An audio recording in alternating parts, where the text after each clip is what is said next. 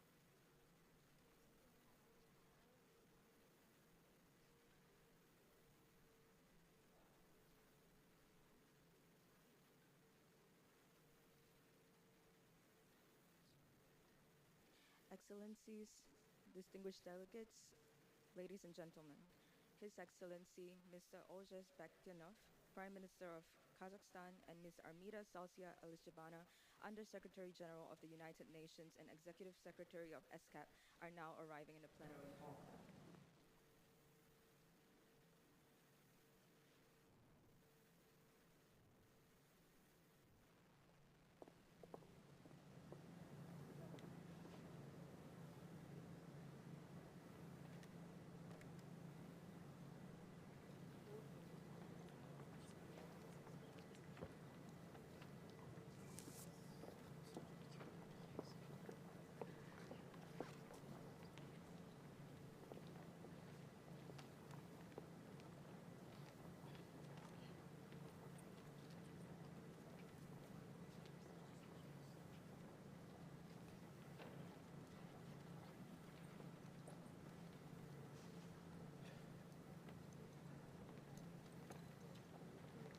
I would now like to request the conference room officer to play the opening video. Thank you. Asia and the Pacific has emerged as a hub of digital innovations, which presents unparalleled opportunity to accelerate digital inclusion and transformation for sustainable development and shared prosperity. Digital by default has become our norm, reshaping societies and economies, be it industrialization, urbanization, public service delivery, aging, climate change, and disaster risk reductions. Internet user growth is impressive, yet affordability and access inequalities persist, particularly in developing island countries.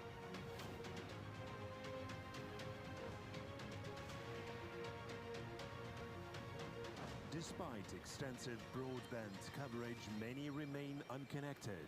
Additionally, there is a notable disparity in digital skills across the population.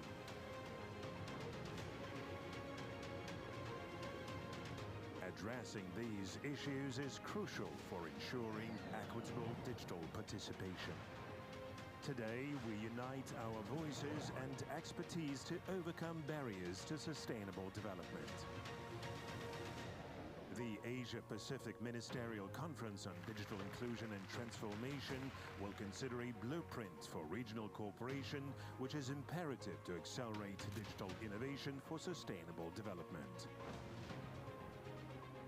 The conference will also aim to foster digital cooperation in order to bridge the digital divide, ensure the provision of digital skills training, strengthen digital connectivity, address and enhance digital trust and security, share good policies, practices and lessons learned, and promote inclusive digital economies and societies. And hosted by the government of Kazakhstan. Kazakhstan stands at the forefront of digital transformation, prioritizing the use of technology to improve economic development and enhance the quality of life for its citizens.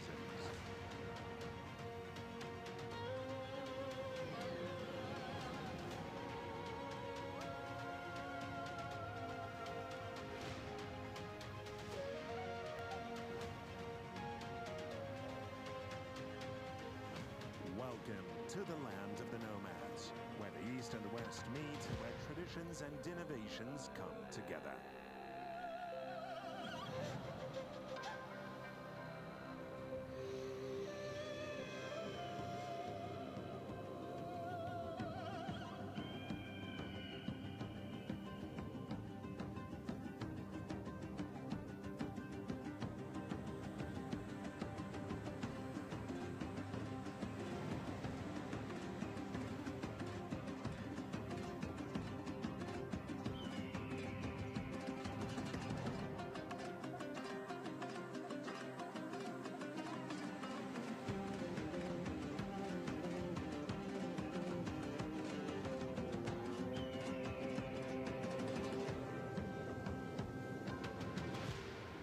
This conference be the catalyst for new successes and great achievements in the realm of digital inclusion and transformation. Together we can achieve more. Excellencies, distinguished delegates, welcome to the Asia-Pacific Ministerial Conference on Digital Inclusion and Transformation. I would now like to invite His Excellency Mr. Olzhas Bektinov, Prime Minister of Kazakhstan, on behalf of his host government, to deliver his opening speech at the podium.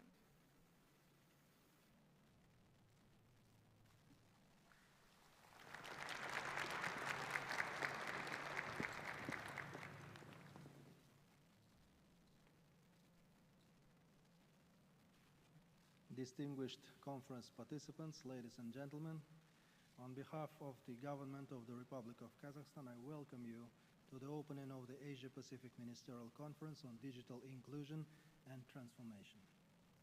For nearly 8 decades, ESCAP has significantly influenced the lives of over 4 billion people in the Asia-Pacific region. It is gratifying that Kazakhstan has been a full member of ESCAP for more than 30 years, and we all continue our progressive development in the spirit of partnership and good neighborly relations, based on the best global practices.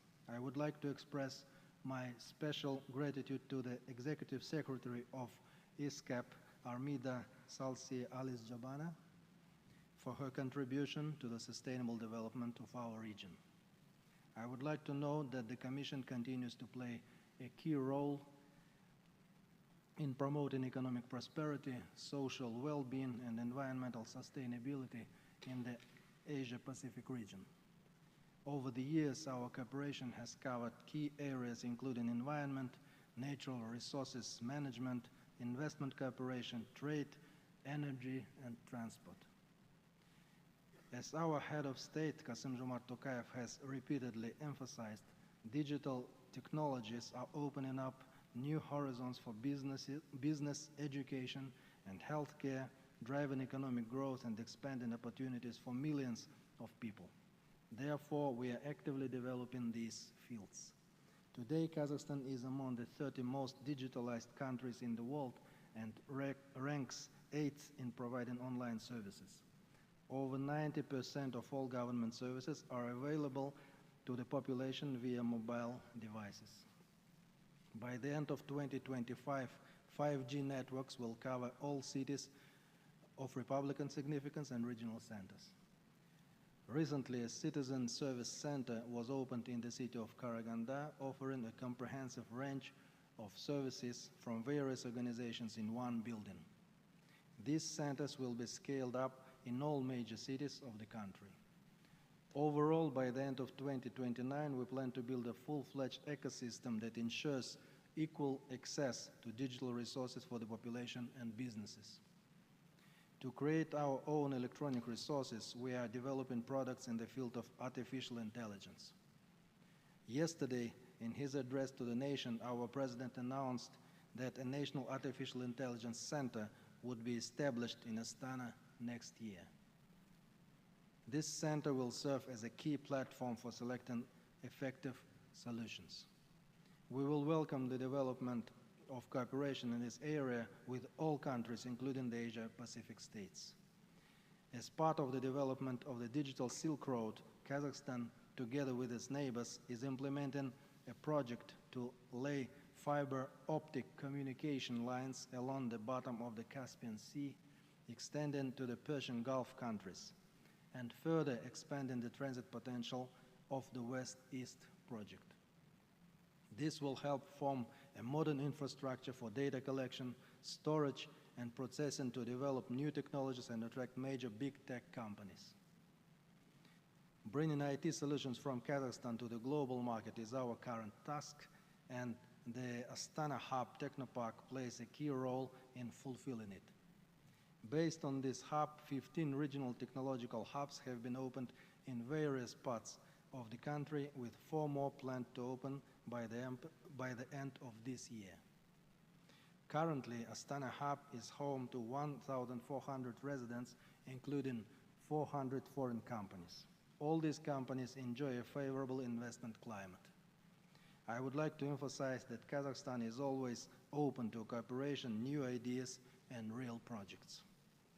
Dear conference participants, to achieve the UN Sustainable Development Goals in our region, it is important to emphasize the principle that no one should be left behind. Therefore, digital inclusion is an essential element. Without this element, our goals cannot be achieved. Only through cooperation, knowledge sharing, and best practices can we ensure a sustainable and prosperous future for all. We are open to sharing our experience and knowledge. Therefore, I urge you to support the establishment of the Center for Digital Solutions for Sustainable Development in the Asia-Pacific region in Kazakhstan. The creation of this center will serve as an important catalyst for developing effective regional cooperation and will help reduce the digital divide between countries. Ladies and gentlemen, I'm confident that today's conference will be an important step towards creating a prosperous and secure future. I sincerely thank everyone for their participation. I wish you all fruitful work, constructive discussions, and effective cooperation. Thank you for your attention. Thank you, Excellency. I would now like to invite Ms. Armida Salciales-Jabana, Undersecretary General of United Nations and Executive Secretary of ESCAP, to the podium to deliver her opening statement. Excellency, Prime Minister Ozas Bektanov, Excellencies, distinguished delegates, ladies and gentlemen, a warm welcome to ministers and delegates to the Asia-Pacific Ministerial Conference on Digital Inclusion and Transformation. At the outset, I would like to express my deepest appreciation to His Excellencies, the Prime Minister and the Minister of Digital Development, Innovation and Aerospace Industry of the Government of Kazakhstan for their unwavering support to our Commission and for hosting and co-organizing this ministerial conference. Excellencies, the Asia-Pacific region is a hub for digitally driven innovations. Digital by default has become our norm. It is restructuring our economies, bringing new opportunities for value creation, and reweaving the fabric of society to help tackle some of our most persistent sustainable development challenges. At the same time, digital transformation intersects with economic, environmental, and social risks of unseen complexity and uncertainty. Our digital world is one of divides. They run along income, age, education, and geographic fault lines, with the gender divide underlying all. Of equal concern is the uneven progress towards the SDGs. there is an immediate urgency to act on climate change. Our vast and diverse region, which is responsible to over half of the world's greenhouse gas emissions, is also particularly susceptible to the perils of climate change. Yet, amid these challenges, our region has been remarkably resilient and resourceful. Digital innovations are enabling smarter climate action and supporting efforts to dematerialize and decarbonize. Our Asia-Pacific Digital Transformation Report 2024 underlines that as the use of more advanced digital technologies is scaled up, there is a turning point beyond which carbon emissions tend to decline. Furthermore, the increased use of generative AI in many countries is mitigating climate-related disasters. And as the accuracy and timeliness of early warning systems continue to improve with AI-driven geospatial data analytics. To leverage these opportunities, I would like to highlight 3 policy actions. First, breakthrough solutions are needed to bridge the digital divide. This is central to leveraging sustainable development opportunities and mitigating the socio-economic disparities exacerbated by digital divides. To achieve this, holistic policies that mobilize investment at scale in new infrastructure and connectivity, digital skills training, and lifelong learning opportunities across all sectors and disciplines are required. Second, directing investments towards scalable innovations with significant sustainable development impacts is crucial.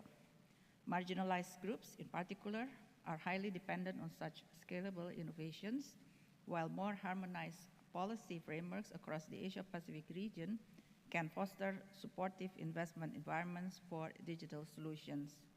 In this regard, we note the timeliness and welcome further consideration of the proposal of the government of Kazakhstan on a Digital Solutions Center for Sustainable Development. And third, strengthening regional digital cooperation is fundamental. Our region took a major step forward with adoption of the Action Plan for implementing the Asia-Pacific Information Superhighway Initiative 2022-26. It demonstrated the commitment and solidarity of members and associate members to collaborate on extending digital connectivity to all, harnessing new technology application and their data. The level of ambition needed for building an inclusive and sustainable digital future relies on a ministerial commitment to the implementation of a common vision. Excellencies, in conclusion, I would like to express our sincere thanks and appreciation to all members and associate members for their hard work that led to the final draft of the Astana Ministerial Declaration on Digital Inclusion and Transformation, which is before you today. In this regard, I would like to take the opportunity to extend my deepest gratitude to the government of Kazakhstan as chair and to the Republic of Korea as vice chair for bringing us to this point. In the spirit of collaboration, together we can leverage the opportunities presented by digital inclusion and transformation to accelerate sustainable development in Asia and the Pacific. I wish you all a very successful and productive conference. Thank you very much.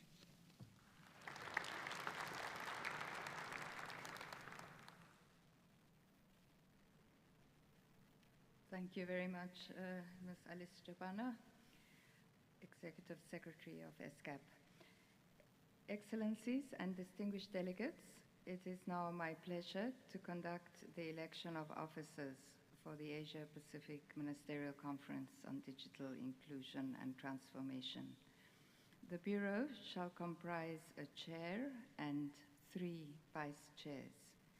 May I now open the floor for nominations for the position of chair and vice chairs.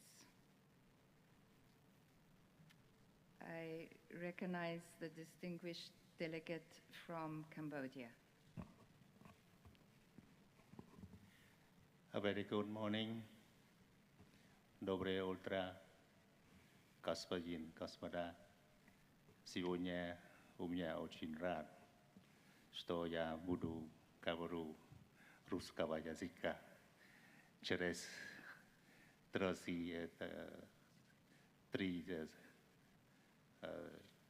Sertiko dah Nika kadang Nika baru Paduski Tolka Sibunya Yamogu Isora Kawaru Paduski. Thank you very much for asking me about the nominating. Good morning again, Excellency Chair.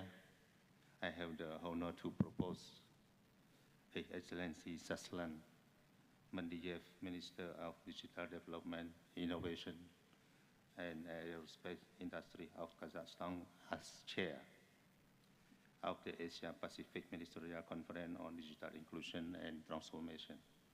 I further propose His Excellency Mr. Tolup Olmi Lee Niku Onesikmo, Minister of Communication and Information Technology, Samau. Her Excellency Mrs. Millicent Cruz Paredes, Ambassador Extraordinary and Plenipotentiary and Permanent Representative to ESCAP, Embassy of the Republic of the Philippines. His Excellency Mr. Sang Hong Song, Deputy Minister of Science and ICT of Republic of Korea as Vice Chair. I am confident that the distinguished delegate proposed will discharge their duty efficiently for the successful conclusion of the Ministerial Conference. I thank you. I thank the distinguished delegate of Cambodia for the nominations. Would any other delegation wish to second the nomination made or propose alternate nominations? I recognize the distinguished delegate of Vanuatu.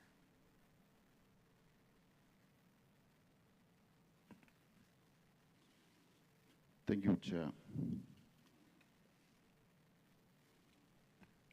I have the great pleasure in seconding the nomination of distinguished delegates of Kazakhstan as a chair. I further second the nomination of distinguished delegates from Samoa, the Philippines, and the Republic of Korea as the vice chair. I am also confident that under the proposed Bureau's leadership, the Ministerial Conference will be led to a successful conclusion. I thank you. I thank the distinguished delegate of Vanuatu. Are there any other nominations? I recognize the distinguished delegate of Thailand. Thank you, Madam Chair. We also would like to second the nomination of the distinguished delegate of Kazakhstan as chair. We also would like to further second the nomination of the distinguished delegates of Samoa, the Philippines, and the Republic of Korea as vice chairs. We also have the same confidence. Thank you. I thank the distinguished delegate of Thailand. Are there any other nominations? As I see none, it is therefore my pleasure to declare His Excellency, Mr. Saslan Madiyev, Minister of Digital Development, Innovations and Aerospace Industry of Kazakhstan, elected as chair. And for the positions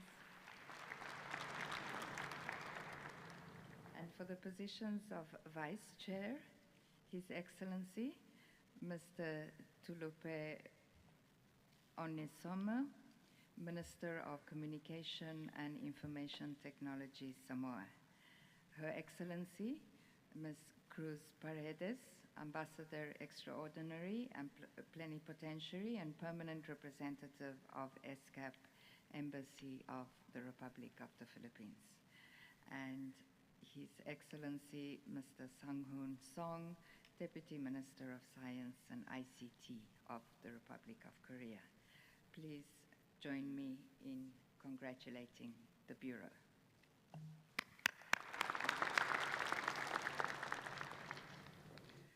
Excellencies, distinguished delegates, it is now my honor to invite His Excellency, Mr. Zaslan Madiev, Minister of Digital Development, Innovations and Aerospace Industry of Kazakhstan, the chair of this ministerial conference, to conduct the meeting from this point forward. Excellencies, Prime Minister, Madam Executive Secretary, distinguished delegates. I thank you all for the all confidence placed in me and the honor you have bestowed on my country and on me.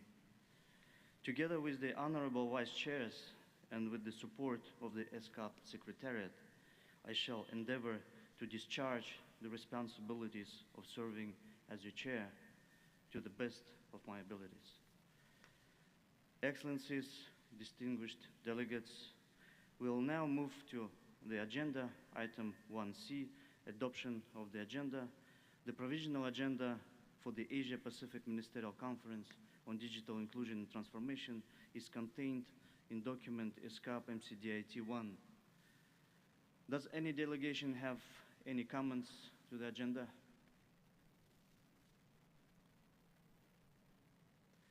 I see none. May I propose to the conference that the provisional agenda as contained in document ESCAP MCDIT-1 be adopted. The agenda is adopted.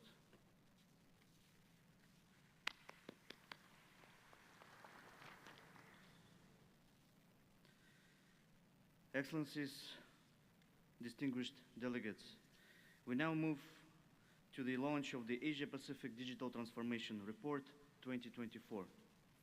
I would now like to invite Ms. Armida Salcia Taljabana to thank and would like to inform Excellencies and distinguished delegates that the Vice Chair, His Excellency Mr. Tulip Pomuluki Onesimo, Minister of Communication and Information Technology, Samoa, will chair the rest of the morning session. Thank you. Excellencies, distinguished delegates, Madam Executive Secretary of ESCAP will now present the Asia-Pacific Digital Transformation Report 2024 to His Excellency Prime Minister of Kazakhstan and the Chair of the Ministerial Conference at the front of the rostrum.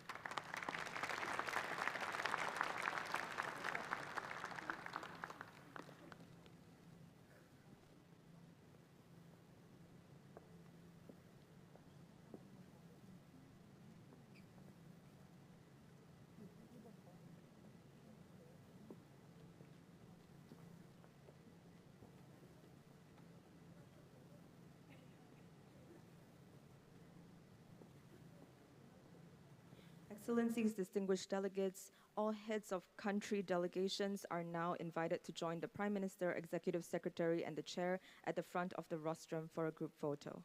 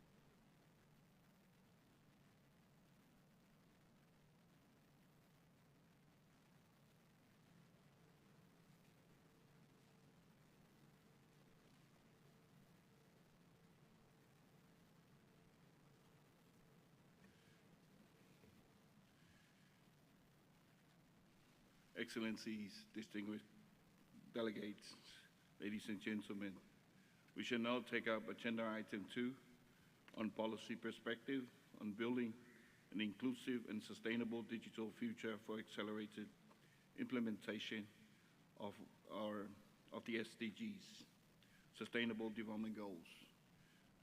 The document pertaining to this agenda item is SCAP/MCD-IT/2. To introduce this agenda item, I would now like to invite Ms. Tiziana Bonabes, Director of the Information and Communication Technology and Disaster Risk Reduction Division of SCAP, to introduce the document. Then we will proceed with high-level panel discussion followed by country statements. Ms. Bonabes, you have the floor. Thank you, Chair, for giving me the floor. It is my pleasure to introduce document SCAP/MCDIT/2, titled Policy Perspectives on Building an Inclusive and Sustainable Digital Future for Accelerated Implementation of the Sustainable Development Goals. The document informs that in Asia and the Pacific, accelerating progress on implementation of the 2030 Agenda for Sustainable Development is a priority. And in this regard, the support of enabling policy and regulatory environments, innovations in digital technology applications are emerging as a powerful means of implementation. The document highlights the wide-ranging applications of digital technologies across sectors and services, including innovations in government technology, digital finance, digital platforms, which provide opportunities to accelerate implementation of the SDGs. The document also provides a summary of the key findings contained in the just launched Asia-Pacific Digital Transformation Report, its 2024 edition, which this year focused on digital innovation for smarter climate action. It illustrates good practices in the region, which demonstrate the contribution of digital innovation to climate change mitigation and adaptation in the areas of infrastructure, government, mobility, industry and trade, data centers, disaster risk reduction, and agriculture and biodiversity ecosystems. The document further proposes policy recommendations to strengthen regional cooperation on digital transformation. And in this regard, participants in the Ministerial Conference may wish to provide guidance on the policy recommendations presented and provide further guidance on strengthening regional cooperation on digital transformation and sustainable development. I thank you, Chair. Thank you, Ms. Thank you, Ms. Bonabes. I would like to now invite panelists of high-level panel session on policy perspective on building an inclusive and sustainable digital future for accelerated implementation of sustainable development goals.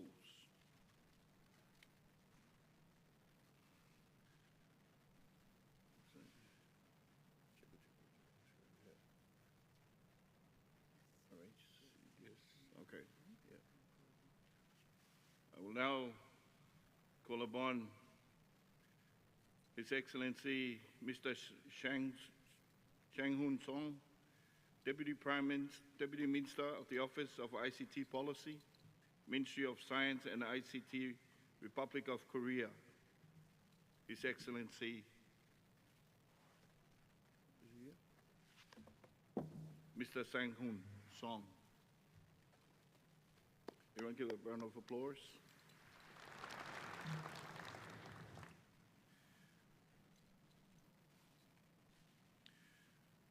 His Excellency Mr. Shersud Shermalov, Minister of Digital Technologies, Uzbekistan.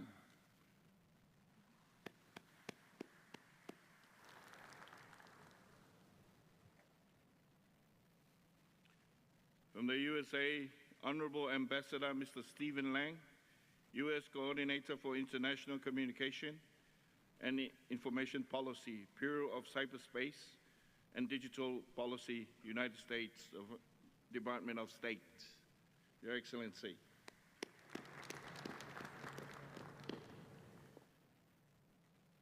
And lastly, representing ITU, Ms. Solina Abdullah, Chief of Strategic Planning and Membership and Special Advisor to the Secretary General of ITU. Your Excellency, Ms. Abdullah.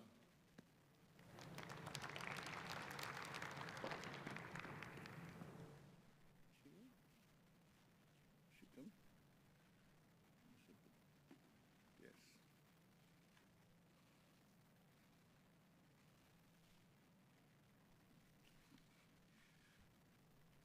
Ladies and gentlemen, Excellencies, distinguished delegates, we shall now proceed to our item 2, policy perspective on building an inclusive and sustainable digital future for accelerated implementation of sustainable development goals. Welcome to the high-level panel session on policy perspectives. This high-level panel session will focus on policy perspective from across the region. Our panelists will highlight their diverse experience and country initiatives that have been implemented to accelerate the achievement of sustainable development goals. I would now like to invite our distinguished speakers to share their insights on this topic. Panelists are kindly requested to please ensure that interventions are limited to 5 minutes or less. First, I would like to call on Your Excellency Mr. Shersud Shermatov, Minister of Digital Technologies of Uzbekistan. Could you share your vision for Uzbekistan's digital future and what digital strategies and initiatives are being implemented for sustainable development? Your Excellency, Mr. Shemakov. Thank you very much, Your Excellency. Dear ladies and gentlemen, I'm honored to be here in this important conference.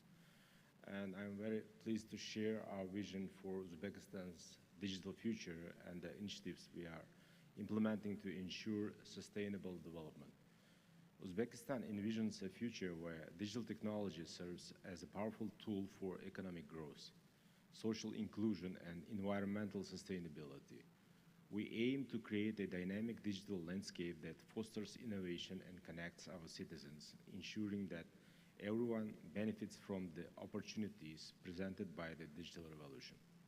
The government is committed to digitizing public services via e-government platform. This initiative enhances efficiency and transparency while providing citizens with easier access to public services and streamlining bureaucratic processes. As a result, in recent years, we have increased the number of digital services available in our unified portal of state services by 2.1 times, which has led to almost 4 times rise in the number of users. Our vision emphasizes inclusivity. We are committed to bridging the digital divide, empowering all citizens with access to technology, knowledge, and resources. Efforts are actively being made to promote inclusivity in the delivery of digital government services, enabling individuals with disabilities to access approximately 70% of those services independently without relying on external assistance. We are providing also tax breaks and financial incentives to attract both local and international IT companies, cultivating a dynamic tech ecosystem that actively employs youth and women, thereby supporting Goal 8, decent work and economic growth. As a result, over the past 7 years, we have increased the number of IT companies residing in our IT park by 15 times, with the total number of jobs reaching more than 32,000. Additionally, the sector significantly contributes to enhancing the country's export potential, having demonstrated a growth of 7.5 times in recent years, reaching a total of more than $344 million. We are making substantial investments in enhancing digital infrastructure, especially in rural and remote regions, to guarantee universal access to high-speed internet. For instance, we have successfully achieved coverage of around 98% of all populated areas in the country with broadband mobile internet. To empower our workforce, we are launching comprehensive nationwide programs focused on digital literacy and skills training. A prominent example of this initiative is the Muhammad Al-Khwarizmi Digital Successors Project, which aims to reach thousands of school children in its first phase. This program is designed to equip them with essential digital skills, enabling them to secure employment upon completion. We are fostering an environment conducive to innovation by establishing technology parks, incubators, and funding opportunities for startups. This initiative aims to encourage entrepreneurship that aligns with sustainable development goals. Recognizing the importance of collaboration, we actively engage with private sector partners to enhance digital initiatives. These partnerships enable us to tap into technology and expertise that can drive our digital transformation. In conclusion, Uzbekistan is committed to realizing a digital future that is inclusive and sustainable. By implementing these strategies and initiatives, we hope to not only accelerate our progress towards national development goals, but also contribute meaningfully to the global agenda for sustainable development. And at the end, I would like to invite you all to upcoming ICT Week, which is going to be after 2 weeks in Tashkent, Uzbekistan, September 17 to 20, and where you will be able to see with your own eyes all the latest developments in the ICT sector of Uzbekistan. Thank you all. Thank you, Your Excellency, Mr. Shemetov. Next, I would like to call on Honorable Ambassador Mr. Stephen Lang, U.S. Coordinator for International Communication and Information Policy from the Bureau of Cyberspace and Digital Policy, United States Department of State. Mr. Ambassador Lang, please could you share perspectives of your country's policies for building a more inclusive digital future and some success digital transformation initiatives supported by the United States that have contributed to accelerating the implementation of the SDGs. Mr. Ambassador. Well, thank you very much, Mr. Chair. It is truly an honor to join you all here today at this ministerial conference and to, on behalf of the United States, share our vision for how digital transformation can accelerate our efforts to advance development goals. Today's revolutions in technologies create new opportunities for historic transformations in our economies, in our societies, and for our planet. The challenge before us is to harness the power of this era of disruption and channel it into greater stability, greater prosperity, and greater opportunity for all. The United States believes today's new and emerging digital technologies can and should be used to drive sustainable development and prosperity, to promote respect for human rights, and to solve shared global challenges.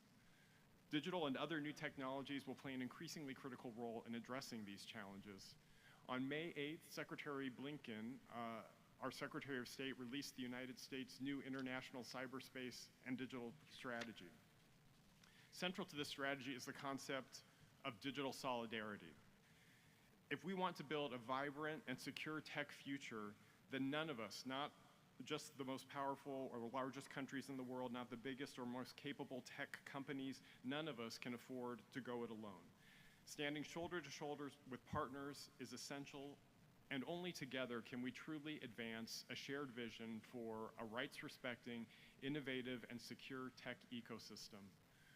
We think about digital solidarity as a willingness to work together on shared goals, a willingness to stand together to help partners build capacity to provide mutual support. Digital solidarity recognizes that everybody who seeks to use digital tech in a rights-respecting manner is more secure, more resilient, and more prosperous when we work together to shape the international environment in order to innovate, in order to collaborate on everything from norms to regulations to technical standards. We in the United States are committed to working together, especially with emerging economies, in deploying safe, secure, resilient, and sustainable digital technologies to advance their sustainable development goals and build stronger and inclusive and more inclusive innovation economies that can shape our mutual economic and technological future. We appreciate the role that ESCAP and its committees and specialized institutes play in assisting members and associate members in integrating technology, science, and innovation into their efforts to advance human development, reduce risk of disasters, and accelerate the accomplishment of the Sustainable Development Goals. We thank especially the government of Kazakhstan and Minister Madiev for their vision in organizing with the ESCAP Secretary this ministerial conference and for their gracious hospitality in welcoming all of us here to Astana. And we're proud of the increasing work that the United States has undertaken, joined in recent years with ESCAP. At the 80th Commission meeting in April, we were pleased to be able to announce the funding of a junior program officer to support the work of ESCAP's Committee on Information and Communication Technology and Science, Technology, and Innovation, who will start work soon. And today, I am pleased to be able to announce that the United States will contribute nearly $1 million to support the development of a training curriculum on Open Radio Access Network technologies through the Asia and Pacific Training Center for Information and Communication Technology for Development, or APCICT. This training for ESCAP members is expected to support over 400 ESCAP officials in multiple languages as they consider how best to structure future telecommunications networks that will bring secure, interoperable 5G communication solutions to development needs in their countries. I'm hopeful that these steps will be followed by many more others in partnership to strengthen ESCAP's capabilities in supporting members' development through technological innovation, adoption, and transformation. We are committed to partnering with any country and institution to develop and deploy technology that is open, safe, and secure, that promotes inclusive and sustainable growth, that fosters resilient and democratic societies, and that empowers all people. So I again would like to thank the ESCAP Executive Secretary Alice Jabana, the Secretariat staff, Minister Madiev, and the government of Kazakhstan, and all the distinguished delegates for being here today, and we look forward to the remainder of the ministerial conference. Thank you.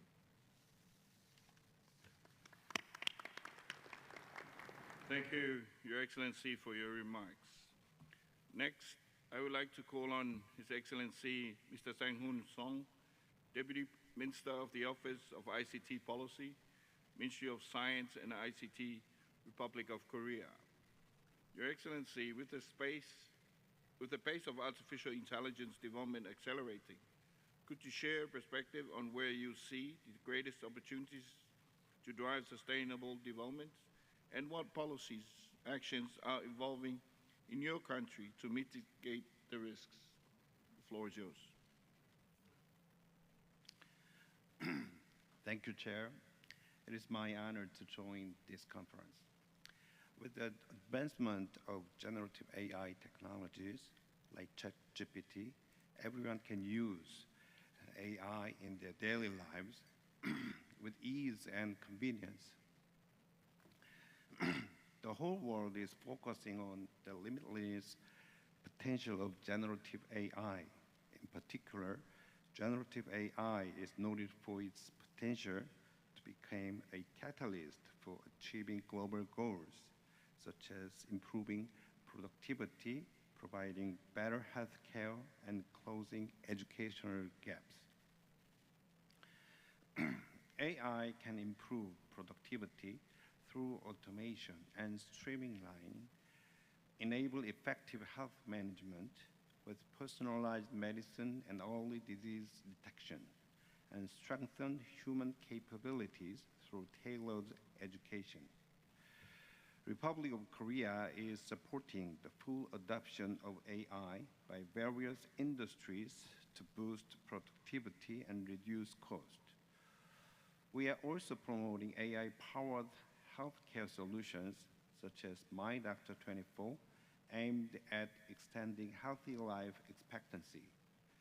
Moreover, starting next year, AI digital textbooks will be introduced into regular curricula to facilitate personalized learning to prepare for a transition into AI-assisted education.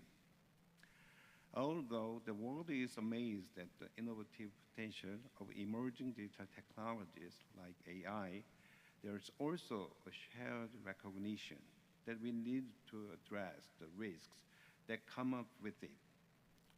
We are encountering unprecedented issues such as copyright for AI, the spread of fake news, and ensuring the safety of high-risk AI. To fully embrace digital technologies and accelerate innovation while protecting digital rights, we must create a new digital norm fit for this new age. To this end, in September 2022, Korea's President Yoon Suk-yeol proposed the New York Initiative, emphasizing that digital innovation should be aimed at ensuring universal human values such as freedom, human rights, and solidarity. Building on this, the Korean government went through broad public consultation and established the Digital Bill of Rights in September 2023. In May this year, the government announced a roadmap, New Digital Order Establishment Plan, to implement policies that incorporate these values. Moreover, considering the rapid development of AI and diverse cases of misuse and abuse, Korea is implementing policies to mitigate AI risks such as hallucination. Specifically, we are working on enacting the AI Framework Act, which balances nurturing the AI industry and building trust. This act will include appropriate regulatory measures such as mandatory safety measures for high-risk AI operators. To support the voluntary implementation of safety measures by the private sector, Korea published the AI ethics guidelines in 2020, reflecting OECD AI principles. These guidelines include self-assessment checklists for AI service planners and providers, and developing guides for developers. Furthermore, a reliability verification and certification system through reputable third-party organizations has been established to encourage private sector's voluntary compliance with these guidelines. Korea is also expanding international cooperation to promote AI-driven innovation and measure safe use of AI. In May, we hosted the AI Seoul Summit with world leaders and international organizations, broadening the scope of global AI discussion from safety to innovation and inclusion. Our AI Safety Institute is to be established in this year to serve as a hub for AI safety in the Asia-Pacific region in collaboration with other countries. For digital technologies like AI to benefit humanity, the international community must join hands and work together to establish governance frameworks and enhance safety. This conference is part of such effort. Korea will continue to actively contribute to promoting international cooperation to build an inclusive and sustainable digital future. Thank you.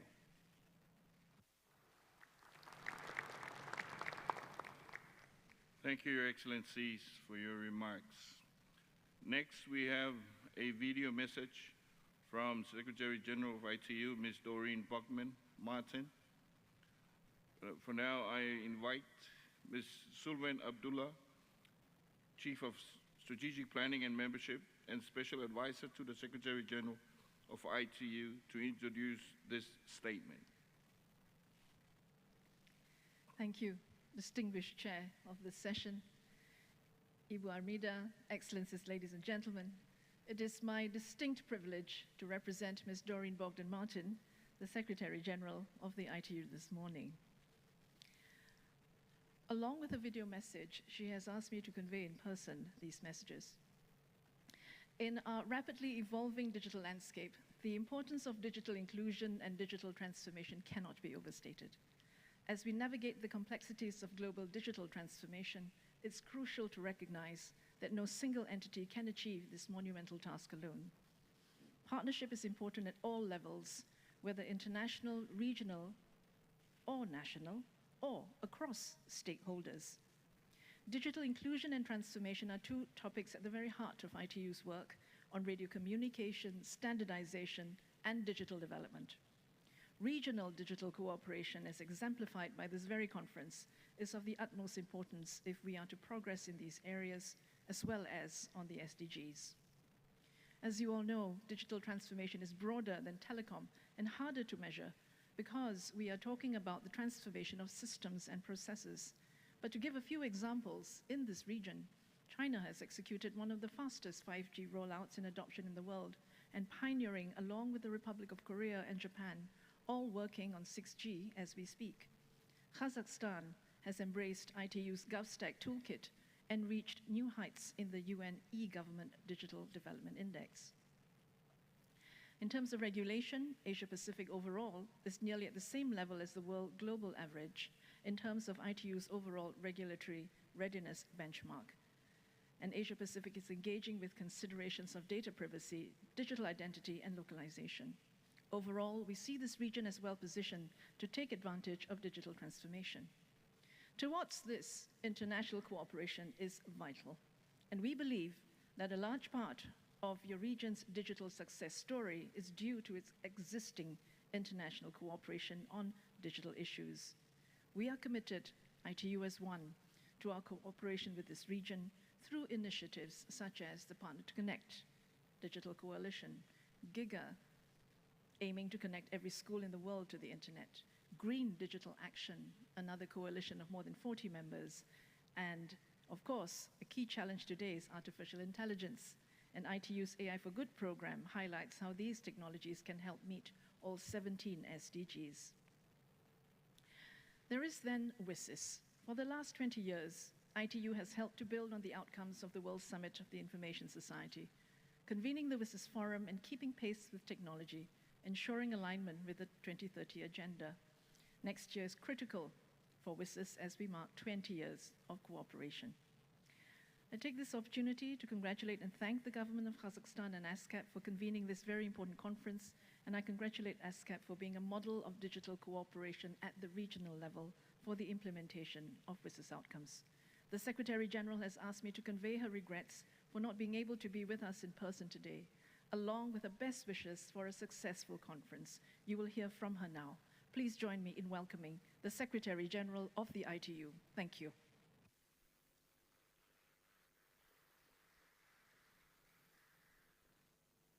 Excellencies, ladies and gentlemen, greetings from Geneva.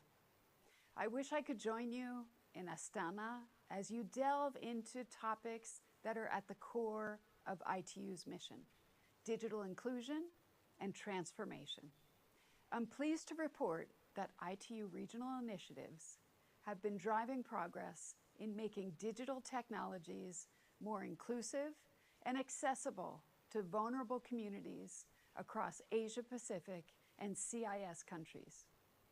From young people who are ready to bring their energy and insights to ITU digital development initiatives, including through a second cohort of Generation Connect youth envoys from the Asia-Pacific, to refugees whose digital skills needs we're trying to learn more about through assessments conducted together with the IOM, to persons with disabilities for whom ITU is working to incorporate accessibility into our Smart Village and Smart Island projects across the Asia-Pacific region. Everyone deserves to have a safe, affordable, and accessible digital experience, regardless of age, gender, or ability. That's why ITU has established training centers across the CIS and Asia-Pacific regions to support persons with disabilities with tailored digital skills courses. And we'll also be holding a regional forum on digital accessibility in the CIS region later this year.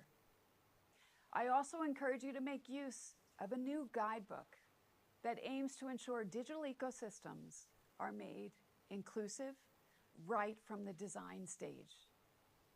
Developed in partnership with ESCAP, this resource was created to support those finding themselves on the wrong side of the digital divide, with a focus on least developed countries and small island developing states. Colleagues, we're in a race against time.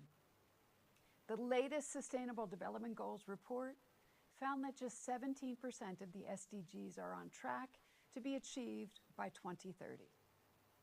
During a recent visit to ITU, UN Secretary General Antonio Guterres called for urgent action to advance digital transformation while leaving no one behind. He encouraged us to make sure that technology serves as a bridge and not a barrier to a better world. Let's remember the importance of the WSIS process as we heed this call.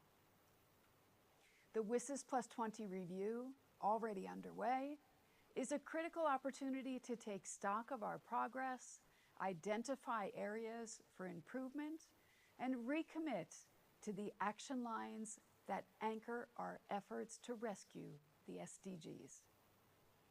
Let me congratulate the UN Regional Commissions and especially ESCAP for your dedicated efforts in aligning the WSIS process with regional development goals. With the Summit of the Future and the planned adoption of the Global Digital Compact taking place in just a few weeks from now, our path forward is clear. We must continue aligning digital inclusion with the pace of digital transformation. And we must do it together as a fit for future ITU and as one United Nations. Thank you.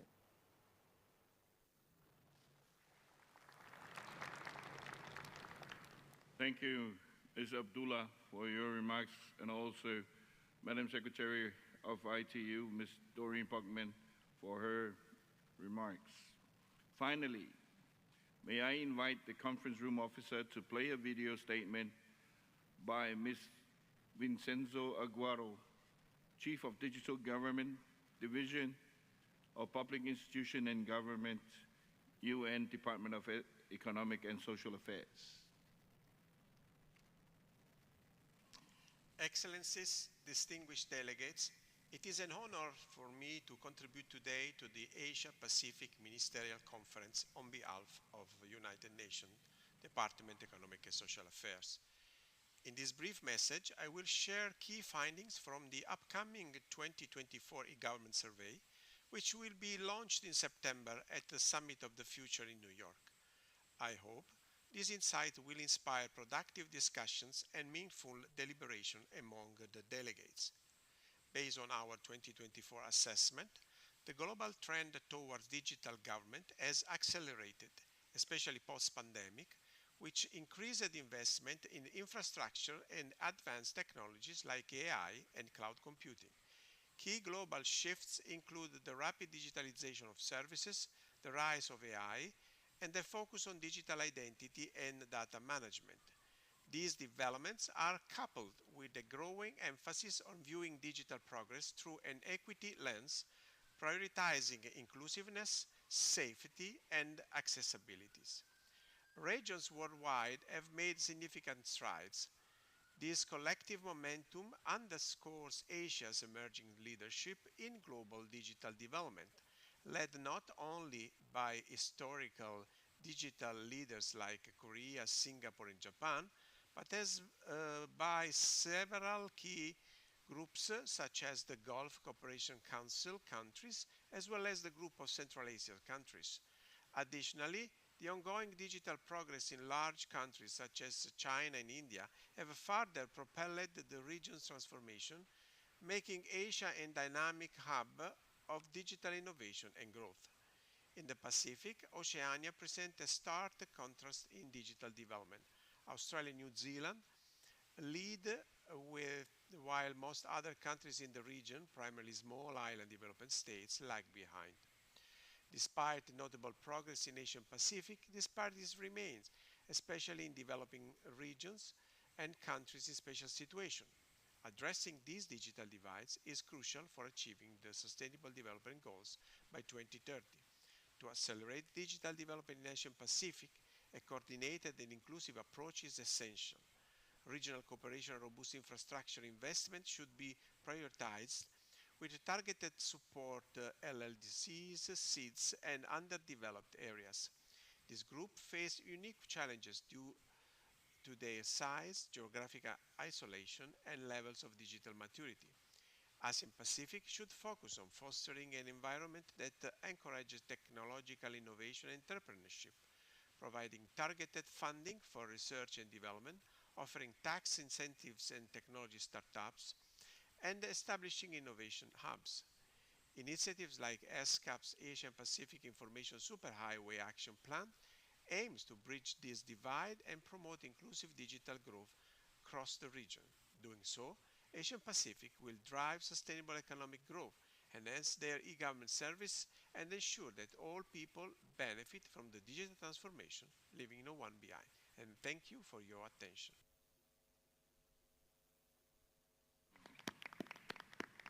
Thank you, Your Excellencies. That concludes the high-level panel session of Policy Perspective on Building an Inclusive and Sustainable Digital Future for Accelerated Implementation of Sustainable Development Goals. Our esteemed panelists shared their insight, perspectives on accelerating digital inclusion for sustainable developments based on their countries and organization experiences. Thank you very much. I would like to thank all the distinguished panelists for their time and insightful contribution to this important session. And thank you all for your kind attention. Thank you.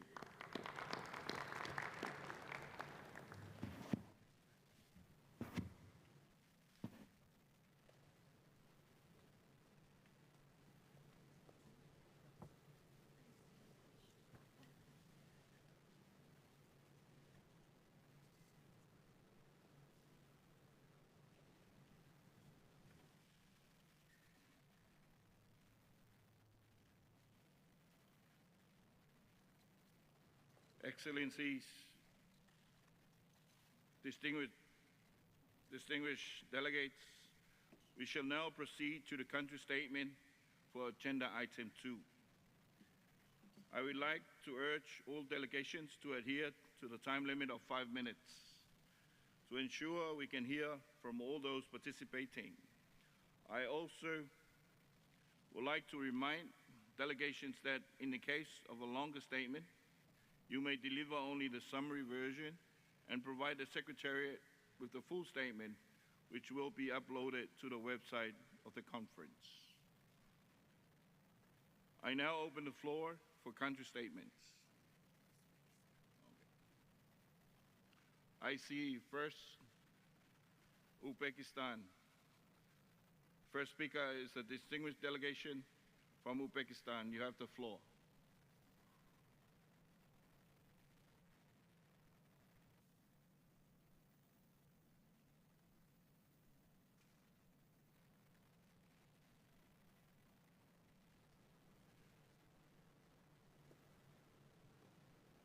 First on our list is a delegation from Uzbekistan.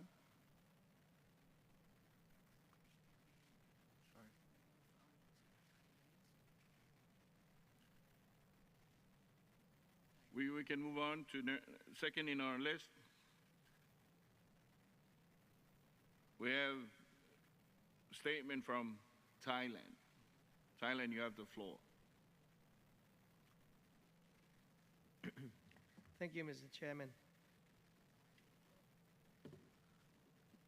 On behalf of the Royal Thai Government and the Ministry of Digital Economy and Society, I would like to take this opportunity to express my sincere appreciation to the Ministry of Digital Development, Innovations and Aerospace Industry of the Republic of Kazakhstan and UNESCAP for hosting and organizing this significant meeting. Digital transformation is not just a technological shift. It fundamentally changes how we live, work, and interact. Thailand has recognized this transformative power of digital technologies, and we are committed to leveraging them to advance our national economy and society. Aligning with the principle of the SDGs, Thailand is deeply committed to ensuring the inclusive development of all our citizens without leaving anyone behind. The Thai government, through the Ministry of Digital Economy and Society, is dedicated to connecting everyone in our nation to the digital world. We firmly believe that digital connectivity is a crucial component of sustainable development, empowering people with the tools and opportunities they need to thrive in this digital era. Our efforts are focused on bridging the digital divide, ensuring that everyone, regardless of their background or location, has access to the benefits of digital technology. The government is expanding access of digital infrastructure to all Thai citizens through the Village Broadband Internet Project, which is currently already expanded to the fiber optic internet to over 40 villages nationwide in the remote area. The ministry has also expanded the fiber optic internet to over 1,600 rural schools and hospitals through Big Rock Project, aimed at enabling education and healthcare facilities in remote areas to improve their quality of life through better access to information and communication technologies, ensuring that public services reach all citizens regardless of their location. Furthermore, recognizing the importance of inclusivity for vulnerable groups, the ministry is currently developing a regulation that will provide digital coupons to people with disabilities, enabling them to purchase essential electronic devices to participate more fully in the digital society. Excellencies, Digital ID is another initiative launched to replace national ID cards, providing all citizens with inclusive access to government services and contributing to SDG 10 by ensuring equitable access for everyone.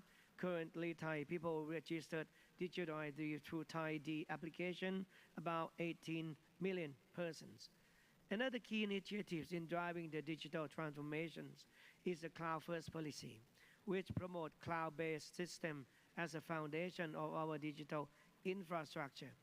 The Ministry of Digital Economy and Society is actively promoting the use of cloud services across over 450 government agencies, with a strong emphasis on adhering to international standards for cloud use, cybersecurity, and data privacy.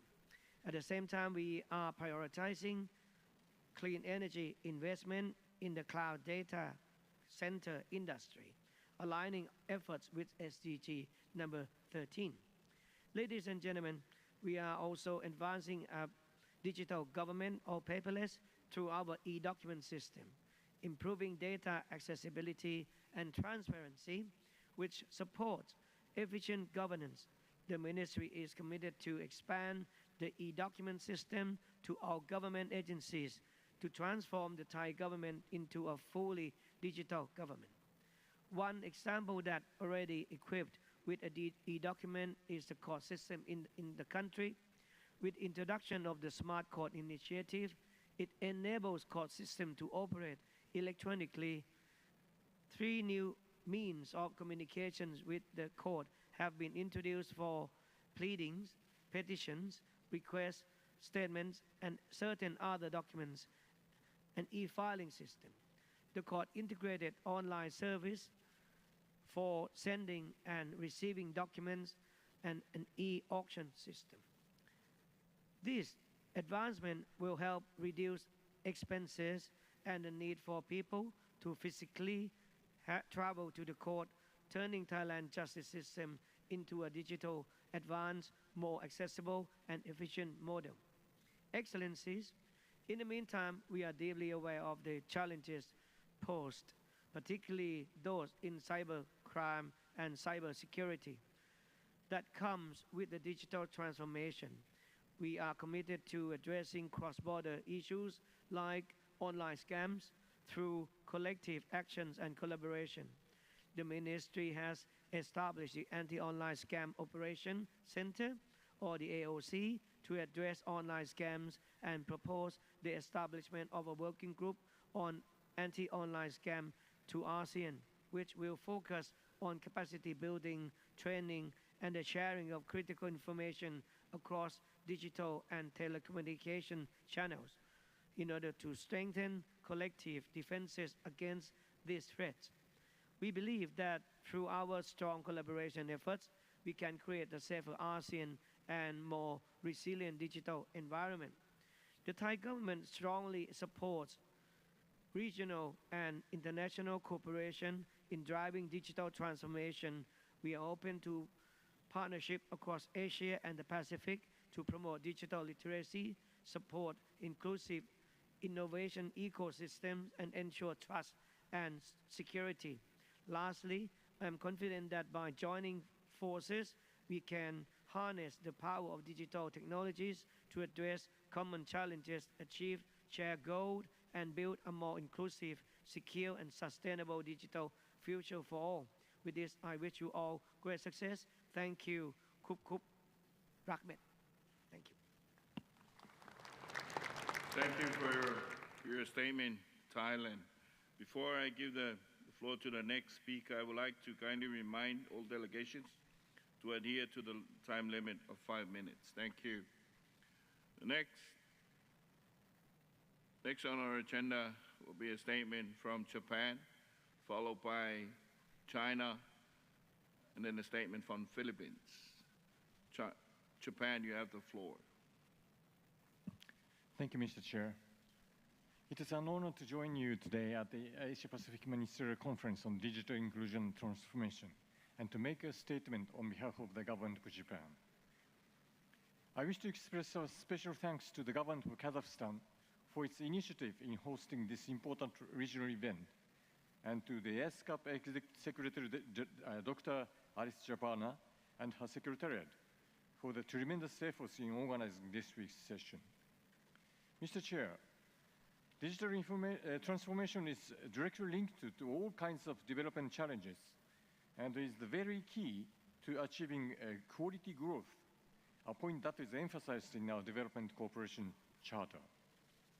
Japan recognizes the importance of working together with various stakeholders in the region to ensure digital access under such principles as equity, universality, and affordability, while ensuring security, interoperability, the protection of personal data, and respect for human rights, including gender equality, so that they are built into global connectivity. Japan strongly supports promotion of an open, free, global, interoperative, reliable, and secure internet. It is our view that ensuring a free flow of data with trust and freedom of expression on the internet will definitely help promote innovation, economic growth, employment, and sustainable development.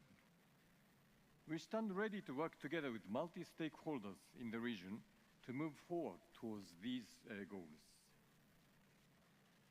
Especially after the COVID pandemic, Japan has been actively promoting cross-border collaboration involving multi-stakeholders in order to solve social issues in the region. For example, Japan's Ministry of Economy, Trade and Industry, together with Japan External Trade Organization, JETRO, and our embassies across the region, have been intensively supporting various pioneering cross-border projects that aim to solve social issues in areas like healthcare, food, and agriculture, and supply chains.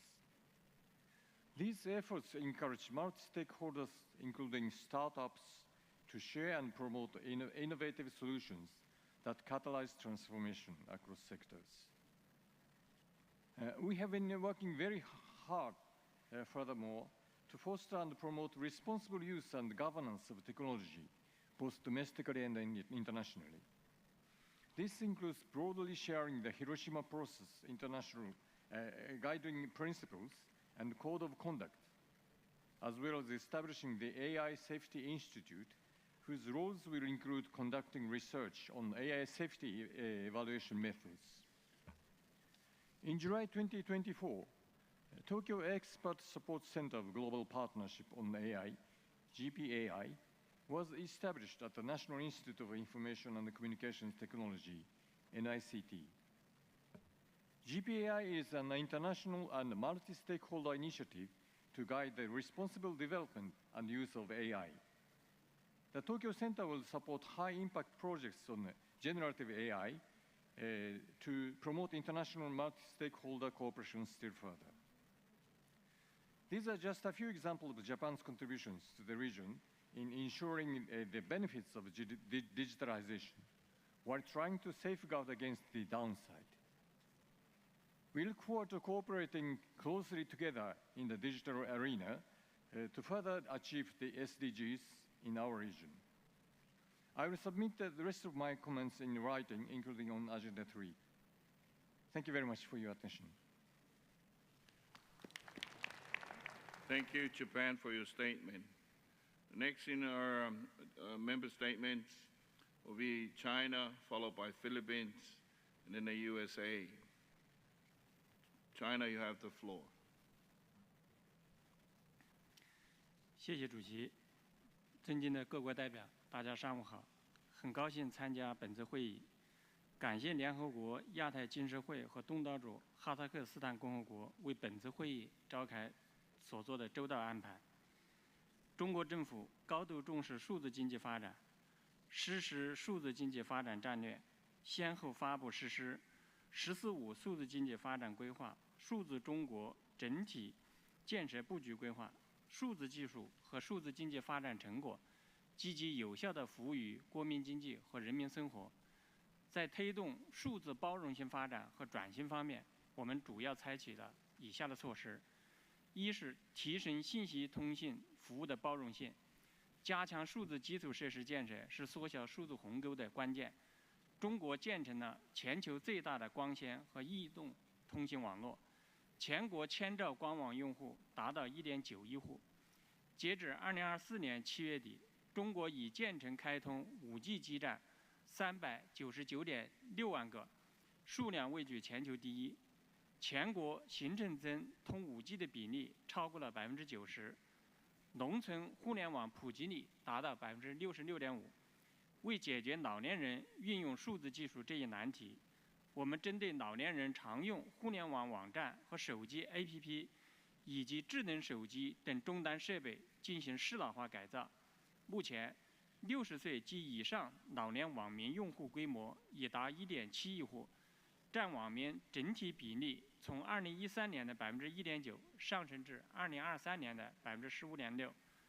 中国积极推动教育数字化发展，全国中小学已全部接入互联网，国家智慧教育平台成为全球第一大教育资源库，累计浏览量达433.6亿次，用户覆盖200多个国家和地区。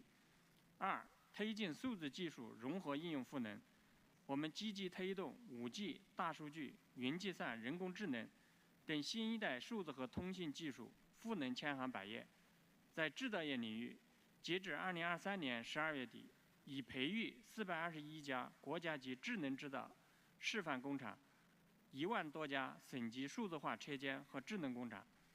在建设智慧港口方面，截至2024年6月底，中国已建成和在建的自动化集装箱码头及干散货码头共有49座，数量位居全球首位。在打造智慧城市方面，已在全国290个城市开展试点工作。互联网经济快速发展，电子商务、共享经济、在线教育、移动支付等新业态新模式广泛应用。2023年，全国网络零售额达到15.4万亿人民币，连续11年居世界首位。中国加快人工智能产业发展，开展人工智能加行动。目前，人工智能企业数量超过了4500家，建成11个国家级人工智能创新应用示范区。3、推动中小企业数字化转型。中国政府认识到，中小企业是数字化转型的重点，也是难点。我们建设全国中小企业服务驿站网，发展面向中小企业的专业化数字服务机构，鼓励大企业向中小企业开放数字化资源，发挥供应链协同作用，已在66个城市、15个行业开展中小企业数字化转型试点工作。4是深化数字领域国际交流合作。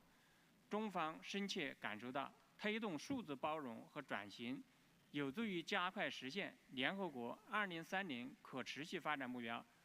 中国政府高度重视数字领域国际合作，积极与世界各国开展数字领域的政策规划、标准交流，分享数字基础设施建设、数字技术应用、中小企业数字化转型等方面的政策和实践交流。我们不但深化与亚太经济会各成员国的多边合作，积极参与亚太信息高速公路倡议行动计划2022至2026相关交流合作内容，支持中国企业与亚太地区合作伙伴广泛开展数字合作。主席、各位代表，此次会议为各成员国提供了难得的交流平台，弥合数字鸿沟，利用数字技术推动经济社会发展，是当今各国面临的重大课题和共同挑战。中方愿进一步深化与亚太经济会及各成员国的友好合作关系，共同探讨互利共赢的数字发展道路，为亚太地区实现数字包容和转型注入强劲动力。最后，祝本次会议圆满成功，谢谢大家。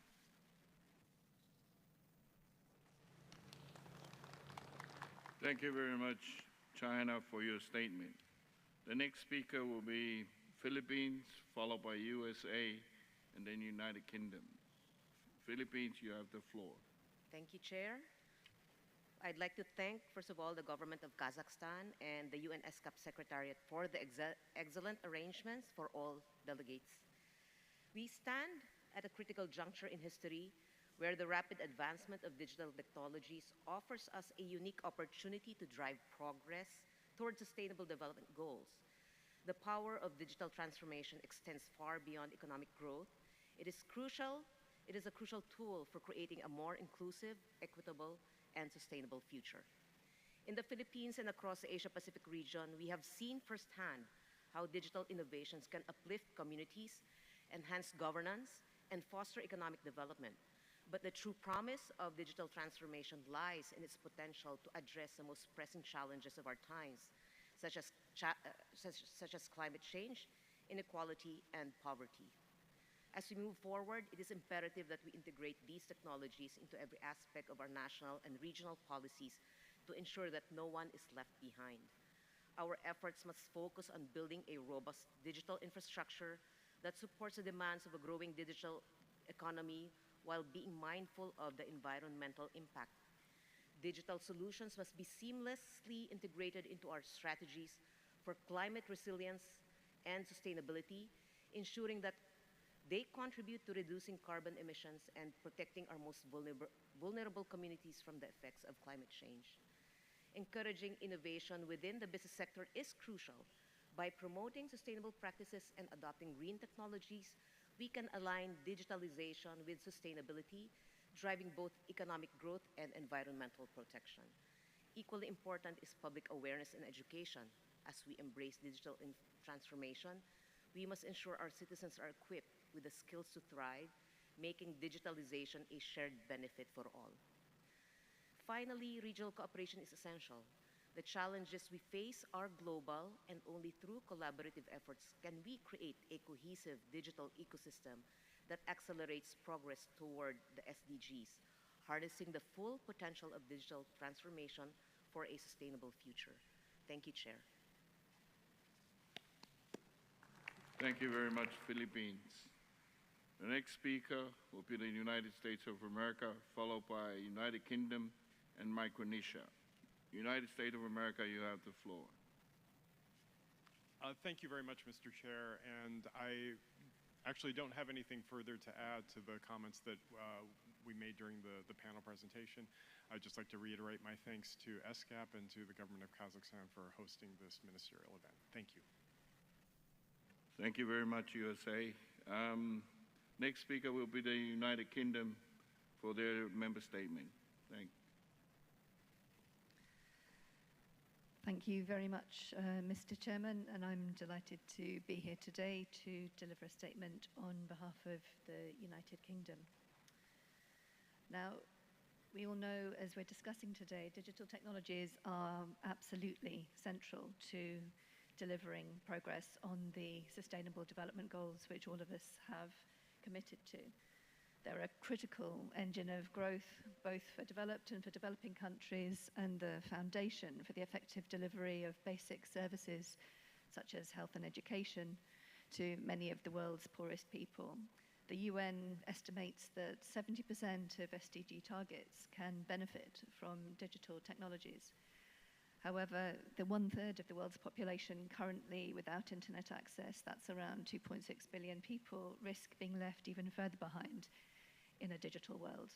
And for those who are connected, as we're discussing today, there are also many risks and potential harms that need to be managed and prevented to support online safety, to combat disinformation, and to protect privacy and freedom of expression, while generating essential trust in the digital ecosystem through cybersecurity and cyber resilience. Now, the next few years are really crucial for all of our countries in shaping the trajectory of our digital transformation journeys. We won't be able to create a world free from poverty on a livable planet without making digital transformation inclusive, responsible, and sustainable. Across Asia Pacific specifically, the digital economy continues to be a driving force for growth. In Southeast Asia alone, the region's digital economy remains on track to be worth over $1 trillion by 2030. And there's a huge amount of cutting-edge development now happening across the region, from AI in Thailand to semiconductors in Malaysia and e-commerce in the Philippines. I'm proud to say that the UK has been a major partner for the Asia-Pacific region, and in Southeast Asia in particular, we've invested more than $4.5 billion of official overseas development assistance over the past 10 years, as well as driving increase in trade with the ASEAN countries to over $63 billion in the last year. We're really keen to build that long-term partnership with the Asia-Pacific region to support the broader digital transformation, which will boost regional growth. And that also means, of course, making sure that our private sectors are also working together and building an ecosystem.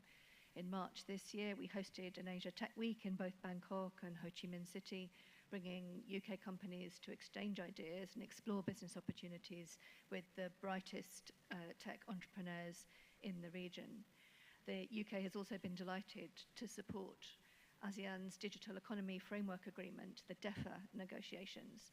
Through the UK mission to ASEAN, we've delivered 4 capacity building sessions, including directly to ASEAN chief negotiators, and provided a roadmap to help advise ASEAN on the legal reform required to enable trade digitalization, again, a vital contributor to growth in the region.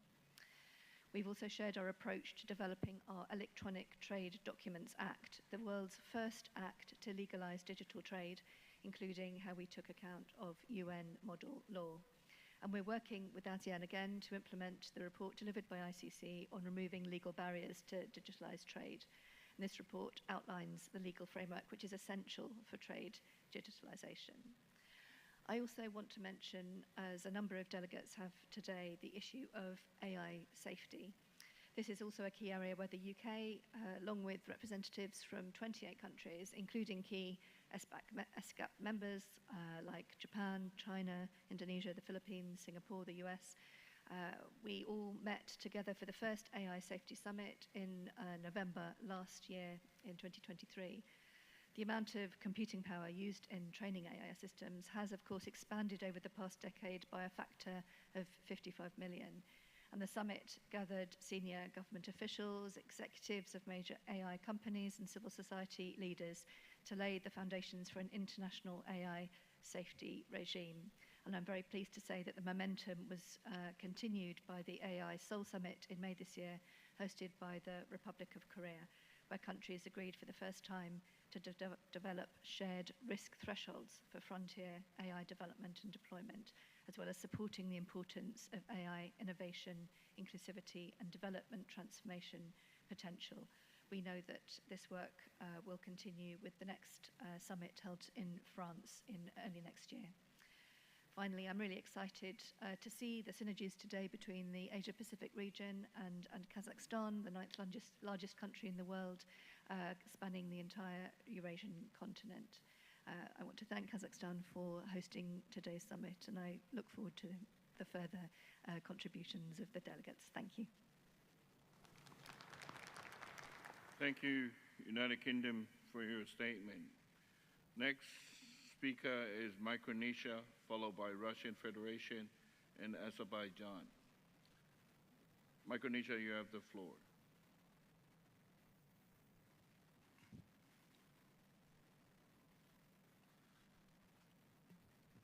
Honorable Chair and Vice Chairs, distinguished ministers, excellencies, ladies and gentlemen. With all protocols observed, it is with honor and gratitude that I speak to you today in this Asia-Pacific Ministerial Conference on Digital Inclusion and Transformation. On behalf of the Federal States of Micronesia, or FSM, I extend our deepest appreciation to the government of Kazakhstan and the UNESCAP for convening this important conference. For those who are not familiar, the Federal States of Micronesia is a nation of 607 islands scattered across an area of 3 million square kilometers in the Western Pacific Ocean. For centuries, our people have lived in harmony with the land and sea, navigating the challenges of island life with resilience and resourcefulness. But for too long, the isolation of islands meant that many of our communities were left disconnected from the world, their potential untapped, and their voices unheard. Today, however, we stand at the dawn of a new era, an era of digital transformation that is bringing light to even the most remote corners of our nation. Through the power of digital connectivity, our islands are no longer separated by many miles of ocean, but are instead getting connected by the invisible threads of technology that link us to each other and to the global community. The transformation has been profound. Where once students on remote islands struggled to access quality education, today they can connect to the world's knowledge through teleeducation, expanding their horizons and dreams. Where once our people had to cross the open ocean and travel long distances to receive health care, they can now access life-saving consultations through telemedicine from their own homes. And where once our entrepreneurs faced insurmountable barriers to reaching markets beyond our shores, today they can engage in e-commerce, bringing the unique products of Micronesia to the world and vice versa. This is the power of digital inclusion. It bridges divides, empowers our people, and creates opportunities that were once unimaginable. Our progress in expanding broadband access and enhancing mobile networks across our islands is a testament to what can be achieved when we harness the potential of technology for the common good. Here, I acknowledge and express our appreciation to our donor partners, including Australia, Japan, and the United States, for financing the East Micronesia Cable Project, which is set to provide submarine connectivity between the FSM states and to our neighboring island nations of Nauru and Kiribati. We also thank the World Bank for financing our Fiber to the Homes project and our Digital FSM project.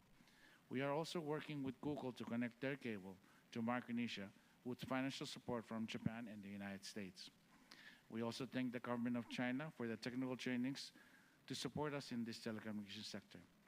But while we have come far, our journey is not yet complete.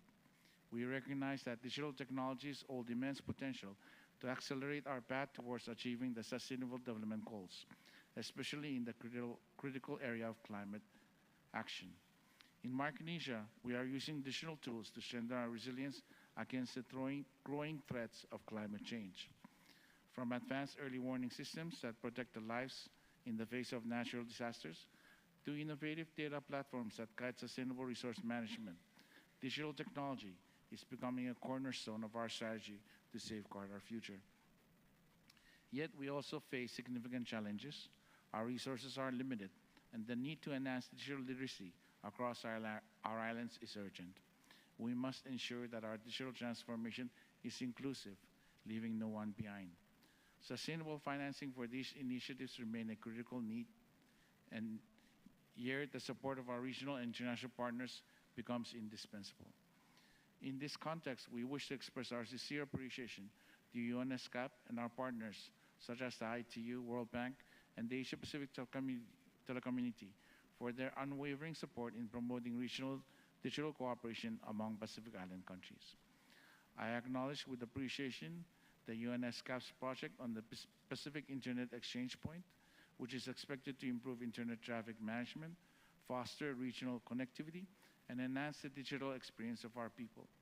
Additionally, the Asia-Pacific Information Superhighway Initiative aims to equip government officials with the skills and knowledge necessary to craft inclusive digital policies that will guide us into the future. As we look ahead, we seek the continued support of the UNESCAP Secretariat, the ITU, the Asia-Pacific Telecommunity, and our regional partners in building our digital connectivity capacity.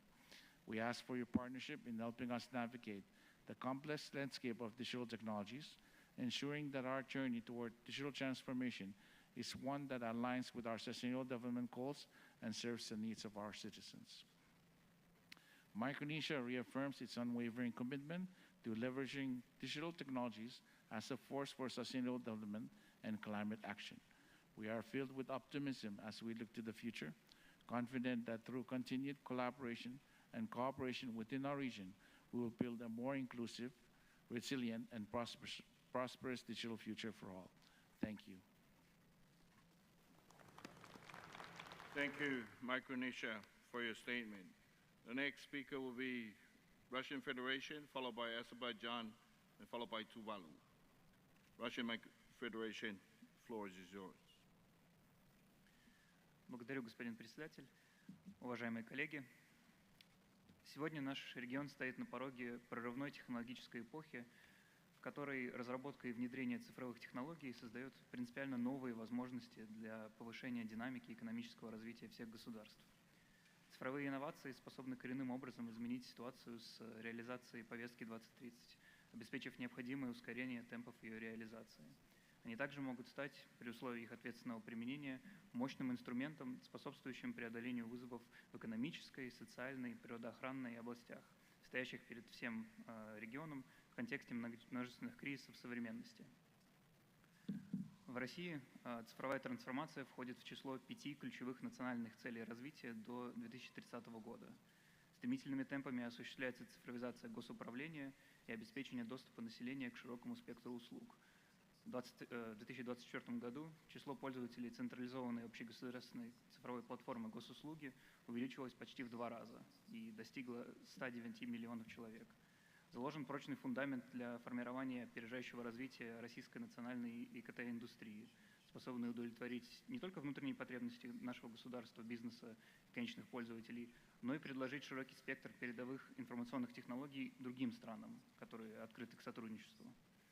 В этом контексте мы продолжаем рассматривать ИСКАТа в качестве центрального механизма, отвечающего за создание комфортной и равноправной среды для взаимодействия всех стран региона в области преодоления так называемого цифрового разрыва, укрепления соответствующего потенциала стран-членов, обеспечения доступа населения АТР, в особенности из числа наименее развитых стран, к передовым информационно-коммуникационным технологиям, в частности, к высокоскоростному, качественному и недорогому интернету, в том числе в рамках реализации инициативы по Азиатско-Тихоокеанской информационной супермагистрали. Мы поддерживаем инициативу Республики Казахстан по созданию под эгидой ИСКАТа Азиатско-Тихоокеанского центра цифровых решений. Нам представляется, что такая структура могла бы внести значительный вклад в продвижение цифровизации в Центральной Азии и в регионе в целом, содействовать широкому прикладному использованию различных цифровых разработок и целого ряда других целей. Разумеется, до принятия окончательного решения по этому вопросу необходимо в соответствии с действующим в комиссии порядком работы согласовать мандат и все организационные и административные модальности функционирования центра, но эта инициатива имеет огромный потенциал. Применительно к широкому контексту проблематики всеобщего охвата цифровыми технологиями и цифровой трансформации хотели бы выделить задачи повышения прозрачности и ответственного цифрового поведения как крупных технологических компаний, так и конкретных правительств стран мира. Следует таким образом выстраивать международное сотрудничество на треке ИКТ и цифровизации, чтобы во главе угла стояло соблюдение общепризнанных принципов и норм международного права и ориентация на нужды людей. Мы поддерживаем привлечение всех заинтересованных негосударственных структур к этому сотрудничеству с учетом их соответствующей компетенции и роли при безусловном соблюдении действующей в ООН практики участия НПО во всех межгосударственных процессах. Отдельно необходимо подчеркнуть следующее, что обсуждая созидательный потенциал технологических инноваций и цифровизации в целом, нельзя обойти тот факт, что нынешние международные форматы деятельности на этом направлении таят в себе и определенные риски усиления технологической зависимости одних государств или группы государств от других и размывания их цифрового суверенитета. Доступ целых народов к основным информационным ресурсам оказывается порой в руках частного капитала, обслуживающего политические интересы стран исключительно своей юрисдикции. Мы считаем грубым нарушением принципа суверенного равенства государств применение странами коллективного Запада односторонних принудительных мер. В странах, ставших жертвами незаконных санкций, а их становится с каждым днем все больше, хорошо знают, что эти рестрикции бьют в первую очередь по наиболее уязвимым слоям населения. Они провоцируют кризисные явления на продовольственных и энергетических рынках. И любым вводимым в обход Совета Безопасности ООН принудительным мерам должен быть положен конец. В заключение, господин председатель. В России, как уже было отмечено, успешно реализуются многочисленные проекты в таких сферах, как цифровая экономика, цифровое здравоохранение, умные города, телекоммуникации и кибербезопасность. Мы готовы делиться своим обширным опытом и передовыми технологиями в области ИКТ. Мы открыты для расширения партнерств и для развития взаимовыгодного сотрудничества с другими странами в интересах продвижения инноваций и цифровой трансформации в нашем регионе. Спасибо за внимание. Thank you, Russia, for your statement. Next speaker will be Azerbaijan, followed by Tuvalu, and then Cambodia. Azerbaijan, you have the floor. Thank you, Chair.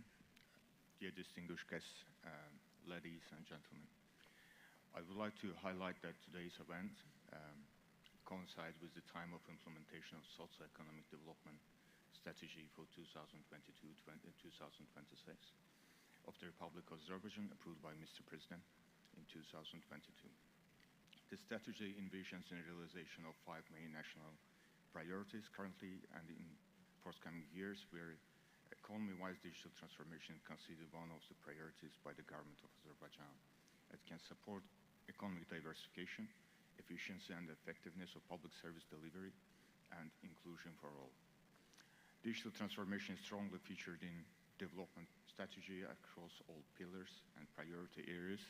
It highlights the emergence of the creative and innovative society, the involvement in innovative projects for extensive application of state-of-the-art technologies and innovations throughout the country, the establishment of advanced technology infrastructure, among others, as top priorities for socioeconomic development.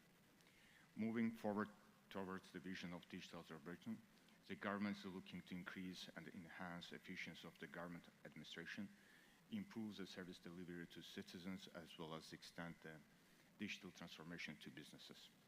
The government is also looking to diversify the economy with the digital services industry offering a viable alternative to traditional industries. Aligned with all elements, digital transformation is expected to contribute to building the digital economy in the country, where digital government platforms, digital businesses, digital infrastructure, financial services, digital skills, and trust ecosystem are to be considered as a major focus areas for development. In addition, knowledge and access to information as 2 key components which drive the development of society.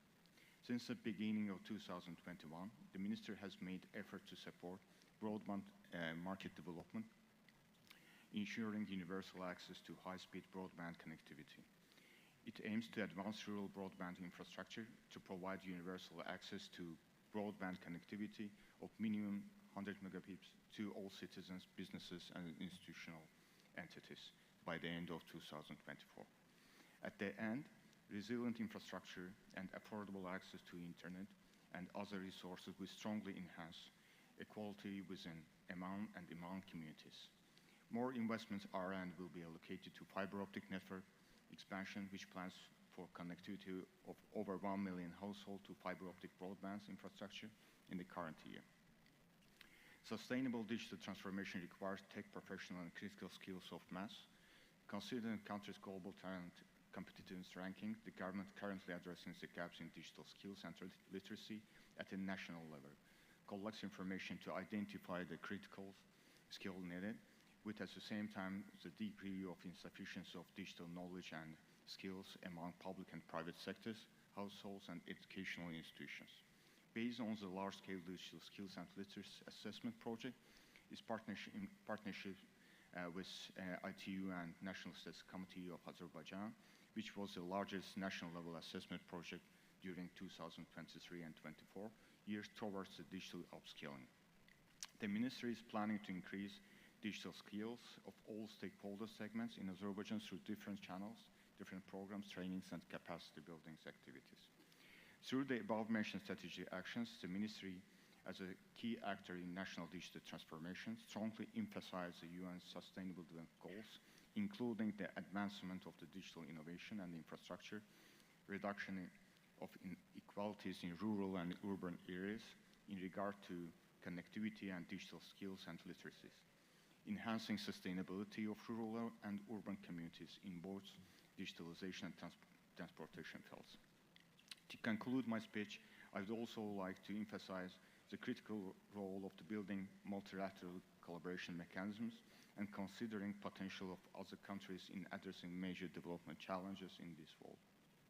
Knowing that, we are committed to continue the cooperation with local and global institutions towards achieving our national development goals and accelerate progress in near future.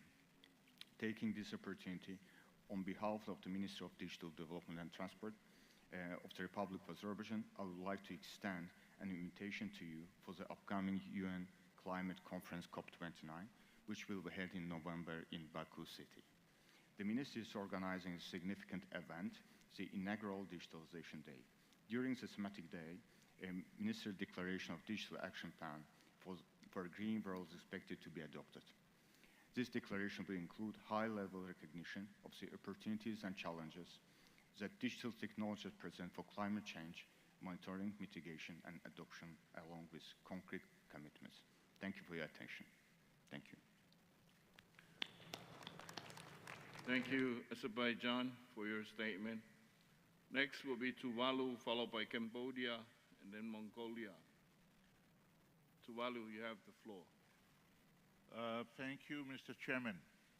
Excellencies, distinguished delegates, ladies and gentlemen, Talofa and a warm greetings from Tuvalu. It is an honor to be here today in Astana, Kazakhstan, for this important Asia-Pacific Ministerial Conference on Digital Inclusion and Transformation. I wish to extend my deepest gratitude to the government of Kazakhstan for their warm hospitality and to all the participants for their dedications to advancing digital inclusion in our region. This conference is timely as digital technologies continue to reshape our societies and economies, offering both opportunities and challenges. Tuvalu, like many Pacific small island developing states, faces significant challenges in achieving digital connectivity. Our nation, scattered across 9 small islands in the Pacific Ocean, is particularly vulnerable to these challenges. Although our internet coverage reaches 80 to 90% of the population, significant obstacles remain. The need for broader legislation to cover data protection, child online safety, consumer protection, and intellectual property is critical. Capacity constraints in our criminal justice and regulatory system further hinder our ability to effectively handle cybercrime, with law enforcement still heavily reliant on traditional methods. Furthermore, the high cost of internet services, which can be as much as 10% of the average citizen's monthly income, exacerbate the digital divide. Additionally, our limited infrastructure for broadband and mobile connectivity has left rural areas particularly underserved. These challenges not only hinder our economic development, but also limit our ability to fully participate in the global digital economy. Despite these challenges, however, Tuvalu recognized the immense potential of digital technologies in promoting economic growth and addressing the existential threat of climate change. As a nation on the front line of rising sea levels and extreme weather events, we have begun to harness digital tools to enhance our reliance. Tuvalu Telecom has made significant progress in expanding 4G LTE mobile coverage, with plans to have 4 or 5 of our 8 other islands online by the end of 2024. Additionally, our efforts include community Wi-Fi across all islands and the anticipated launch of a mobile money solution called in the vernacular Mtupe later this year. Moreover, we have utilized satellite imagery to monitor coastal erosion and manage disaster risk more effectively. These images provide critical data that informs our disaster preparedness and response strategies, ensuring that we can act swiftly to protect our communities. Additionally, we have implemented early warning systems powered by digital technologies, which have proven invaluable in alerting our citizens to impending natural disasters. This technology offers innovative solutions that can help us mitigate the impacts of climate change and build a more sustainable future. In this regard, I commend the Secretariat on the 2024 Digital Transformation Report. The selection of the report's theme on climate change by the Steering Committee of the Asia-Pacific Information Superhighway is an issue of critical importance to our future as a small island developing state. Our efforts to bridge the digital divide and leverage technology for climate action will be strengthened through regional cooperation. Therefore, Tuvalu is actively participating in regional initiatives to strengthen its ICT sector. We are a proud member of PACSON, Pacific Cybersecurity Operational Network, affiliate to PILON, Pacific Islands Law Officers Network, Cybersecurity Pacifica, and the new Pacific Cyber Capacity Building Coordination Conference. By leveraging these partnerships, we aim to enhance our digital infrastructure and regulatory framework.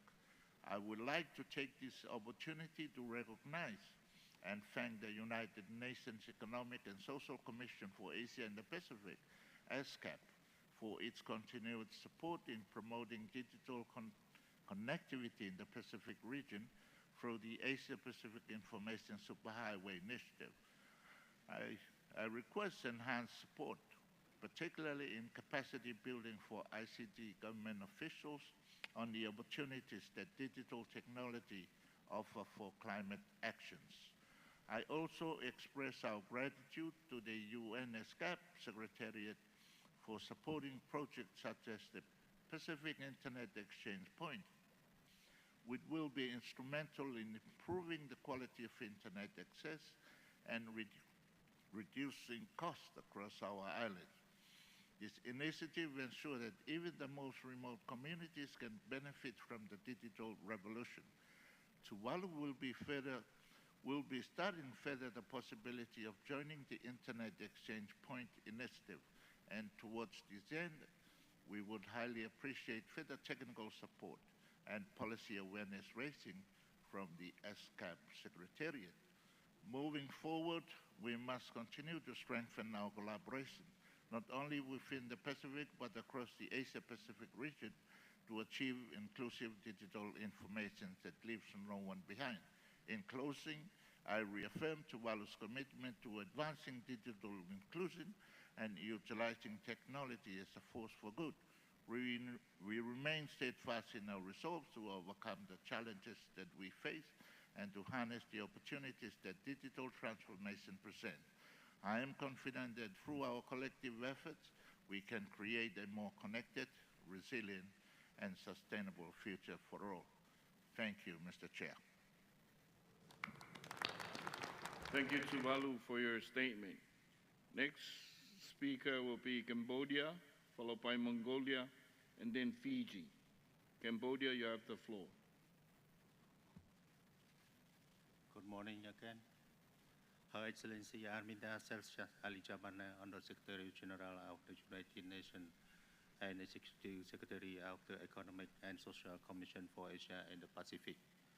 Her Excellency Saslan Mendiev, Minister of Digital Development, Innovation and Aerospace Industry of the Republic of Kazakhstan. Excellency, distinguished delegate, ladies and gentlemen. Good morning, Her Excellency, ladies and gentlemen. Today it is my great honor and privilege to be here with you to deliver my statement at the Asia Pacific Ministerial Conference on Digital Inclusion and Transformation. On behalf of the Ministry of Posts and Telecommunication of Cambodia, I would like to express my sincere thanks to UNESCAP and the government of the Republic of Kazakhstan for hosting this conference and for the invitation extended to Cambodia. Please allow me to brief about digital inclusion and transformation in Cambodia. The Royal Government of Cambodia has adopted political platform and Pentagonal Strategy Phase 1 of the 7th Legislature of the National Assembly, led by Samdech Moha Mawod Tupade Hunmanet, Prime Minister of the Kingdom of Cambodia. The Pentagonal Strategy is being implemented for Phase 1 in the 5 areas of growth, employment, equity, efficiency, sustainability, and including the 5 key priorities are people, road, water, electricity, and technology, especially digital technology to address the 4th Industrial Revolution and the digital transformation of Cambodia economy. In respecting and implementing the Pentagonal Strategy, the Ministry of Posts and Telecommunication, under leadership of His Excellency Dr. Chiawandet, Minister of the Ministry of Posts and Telecommunication, who is hard working for establishing development and managing in promoting digital adoption and transformation. In the result of the ministry have established policy, law, and roadmap as follows. Digital Economic and Society Policy Framework 2021-2035, jointly to establish with the Ministry of Economic and Finance. Cambodia Digital Government Policy 2022-2035. Postal Development Policy 2022-2030. Digital Skill Development Roadmap 2024-2035. 5th Generation Roadmap. Contract for establishing Community Tech Center. On the amendment of Law on Telecommunication, Law on Postal Development, on the drafting, Law on Digital Government, Law on Cybersecurity, Law on Personal Data Protection. Recently, the ministry have developed a platform as follows: verify.gov.kh. This platform allows to verify every document in Cambodia so that Cambodian people can easily remember and verify and so on internationally. 2. Go.gov.kh is the government point of trust repository for public documents.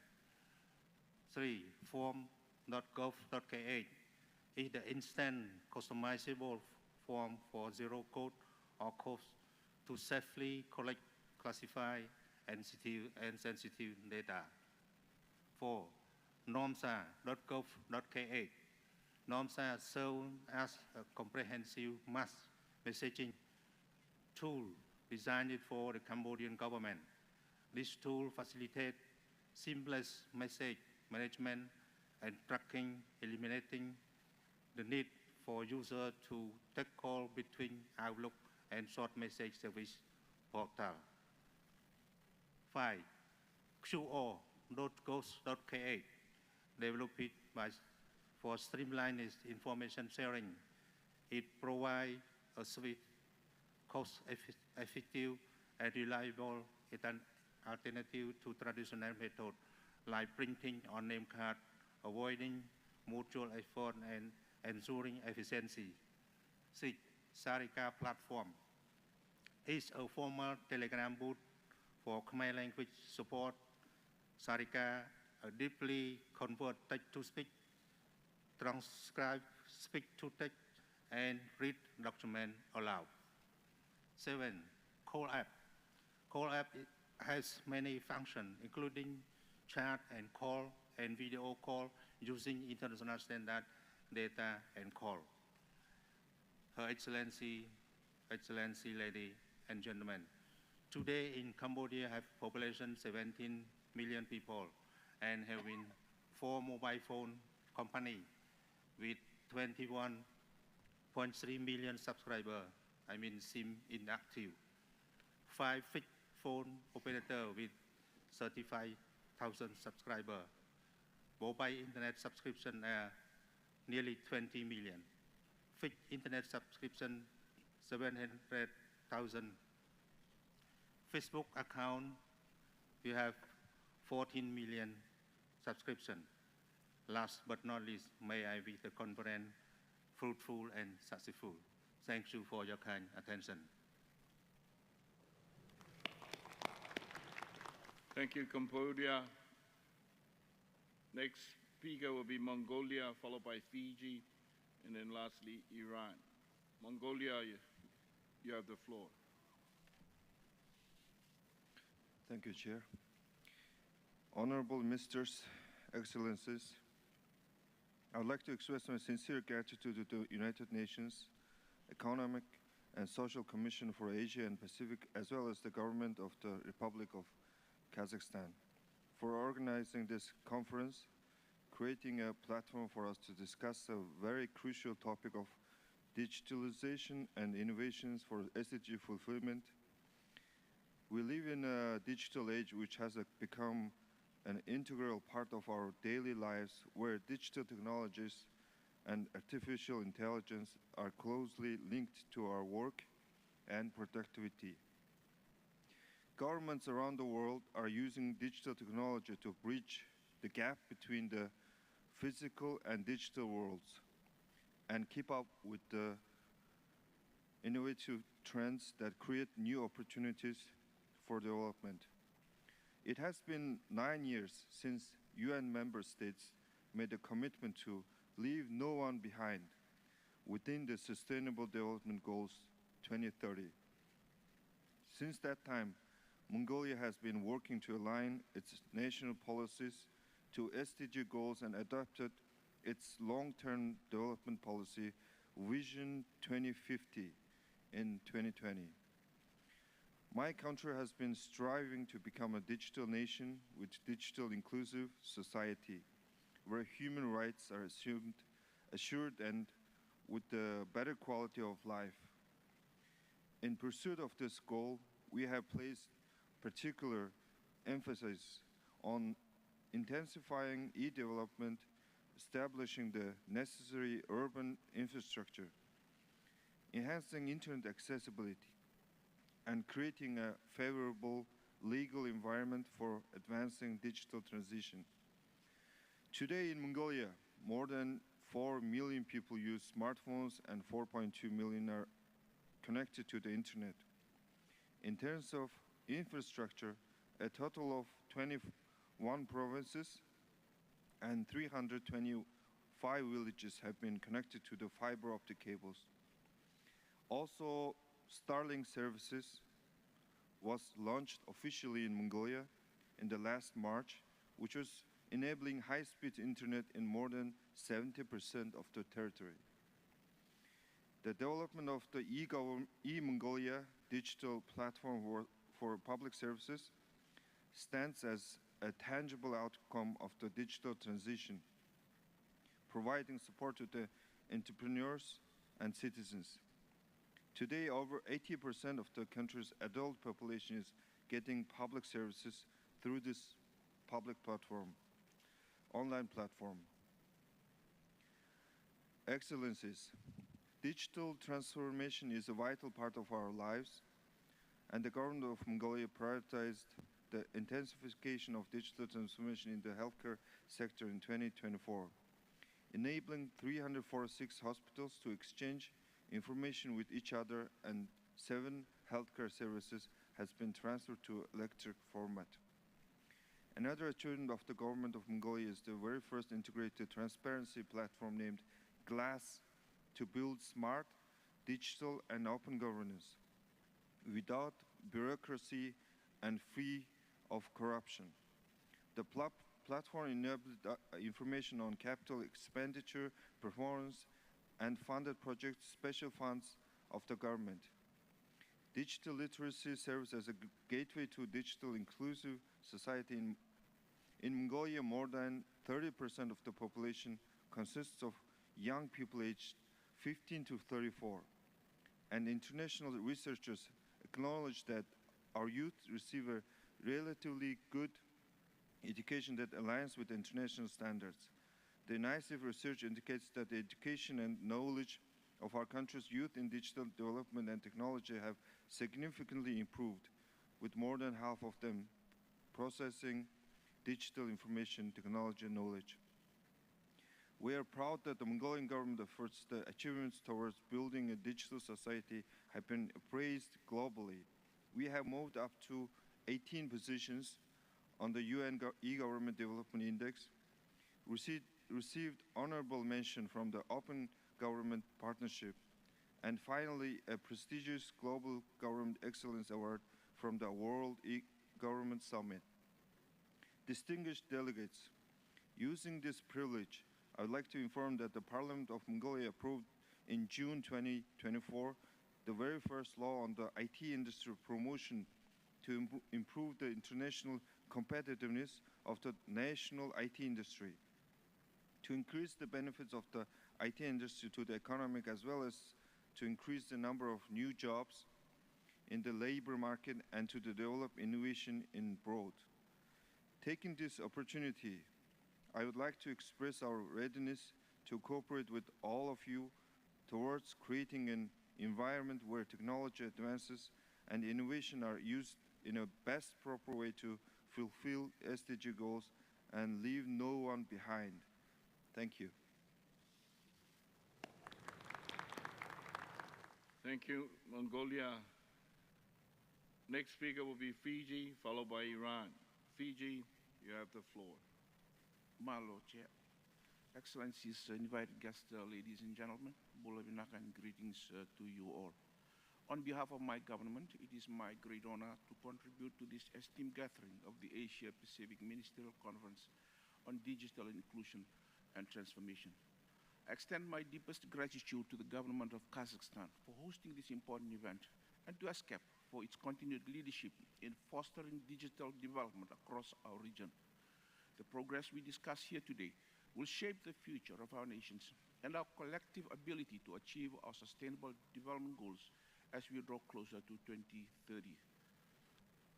As part of our digital transformation efforts, the Fijian government has made significant strides in advancing digital connectivity and transformation. Over the past decades, our government has implemented a robust national broadband plan, which has led to substantial increases in broadband penetration and mobile internet access across the country. E-government services are now widely available, making public services more accessible to our citizens, especially in remote and rural areas. Through targeted initiatives, we have also improved digital literacy, ensuring that more Fijians can participate in and benefit from the digital economy. These efforts have not only boosted our economic growth, but have also transformed key sectors such as education, healthcare, and public administration, making them more efficient and resilient. Digital technologies present unprecedented opportunities to accelerate the implementation of the SDGs in Fiji.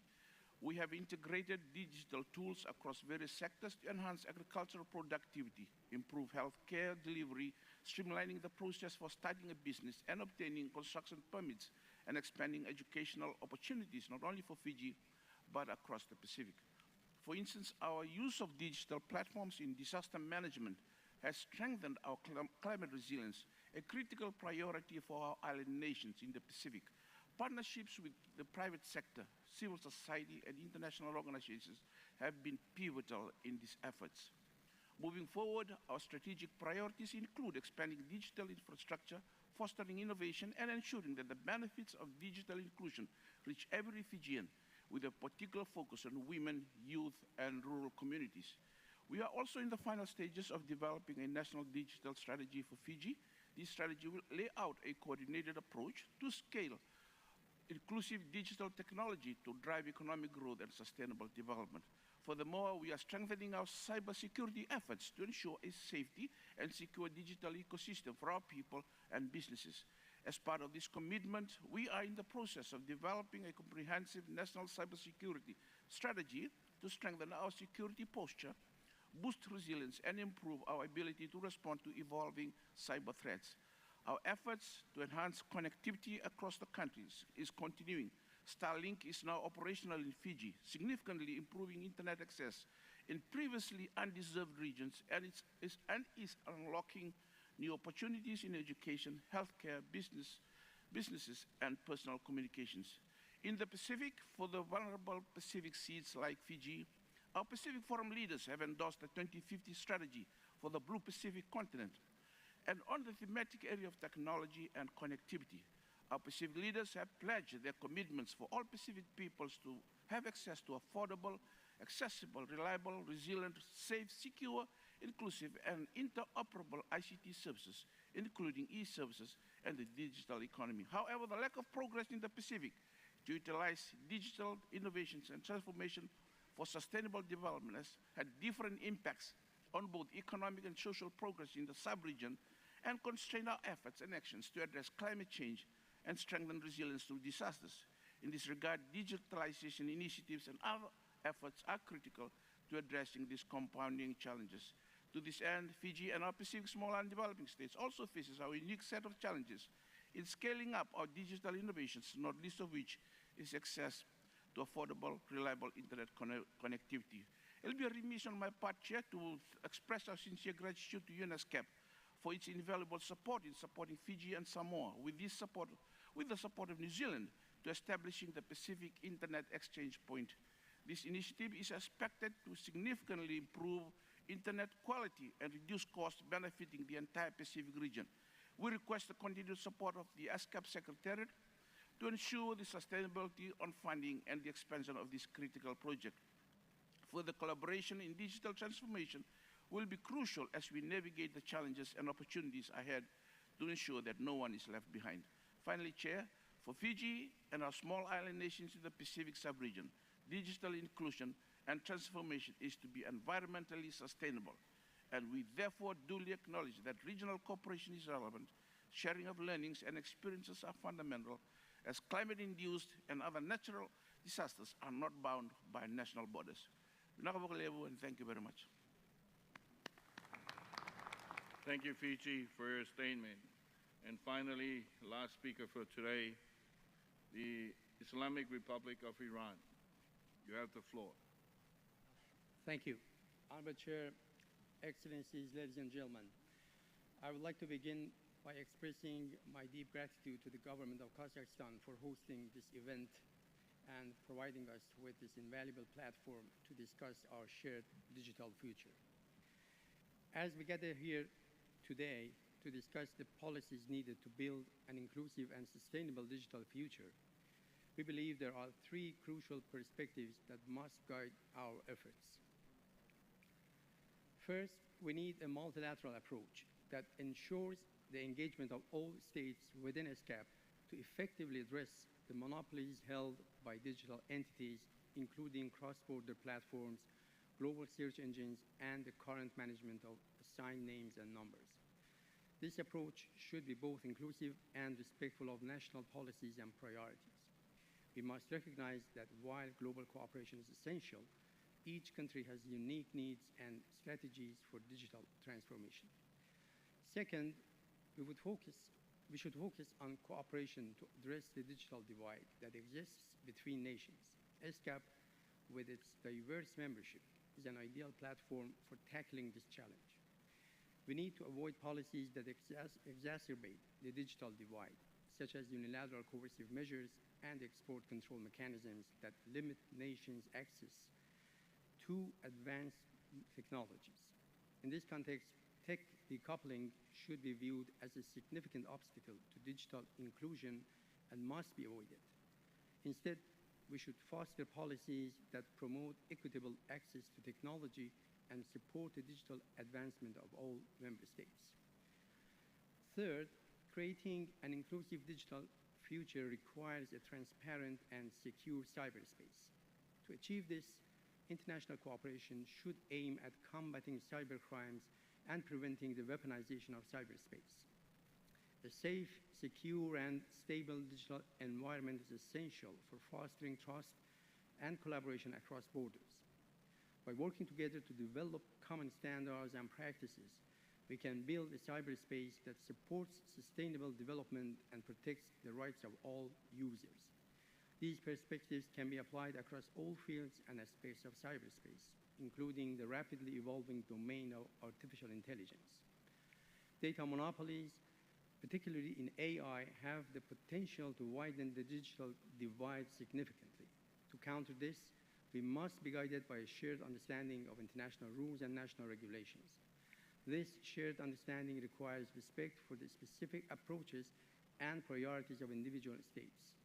We must view data as a common asset, working together on risk assessment and the safety of AI products to ensure that the benefits are shared broadly rather than concentrated among a few. Dear colleagues, we believe that the future of cyberspace must include all nations without discrimination. To dismantle the monopolies enjoyed by giant tech companies, ESCAP must take a proactive role in shaping the future digital landscape. We need to focus on fostering innovative digital solutions and building capacity across our member states. For our efforts to have a meaningful impact, digital partnership is essential for the sustainable development of the digital economy. We must strive for a common understanding of each other's regulatory frameworks to facilitate international digital collaboration, which is the foundation of prosperity and well-being in today's interconnected world. I thank you for your attention.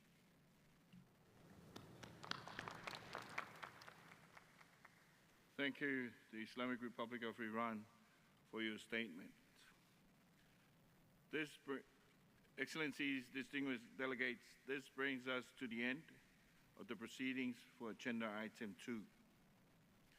We shall now take up Agenda Item 3 on digital solutions for sustainable development. The document pertaining to this agenda item is ESCAP/MCDIT/3. To introduce this agenda item, I would now like to invite Ms. Tiziana Bonabase, Director of Information and Communication Technology and Disaster Risk Reduction Division of ESCAP, to introduce the document. Ms. Bonabase, the floor is yours. Thank you very much, Chair, for giving me the floor, and it is my pleasure to introduce the document entitled Digital Solutions for Sustainable Development in Asia and the Pacific, ESCAP's MCDIT/3. So, Excellencies, this document highlights experiences and good practices in adopting digital solutions for sustainable development in the region. Digital technologies, as we have heard throughout the morning discussion, have emerged as drivers of transformational change by enhancing social, economic, and environmental outcomes. But there are also barriers to scaling up digital solutions for sustainable development. Among these barriers that the document identifies is the lack of adequate digital infrastructure in the rural or remote areas, the gender digital divide, the disparities in digital skills, and the costs of accessing foundational digital connectivity infrastructure.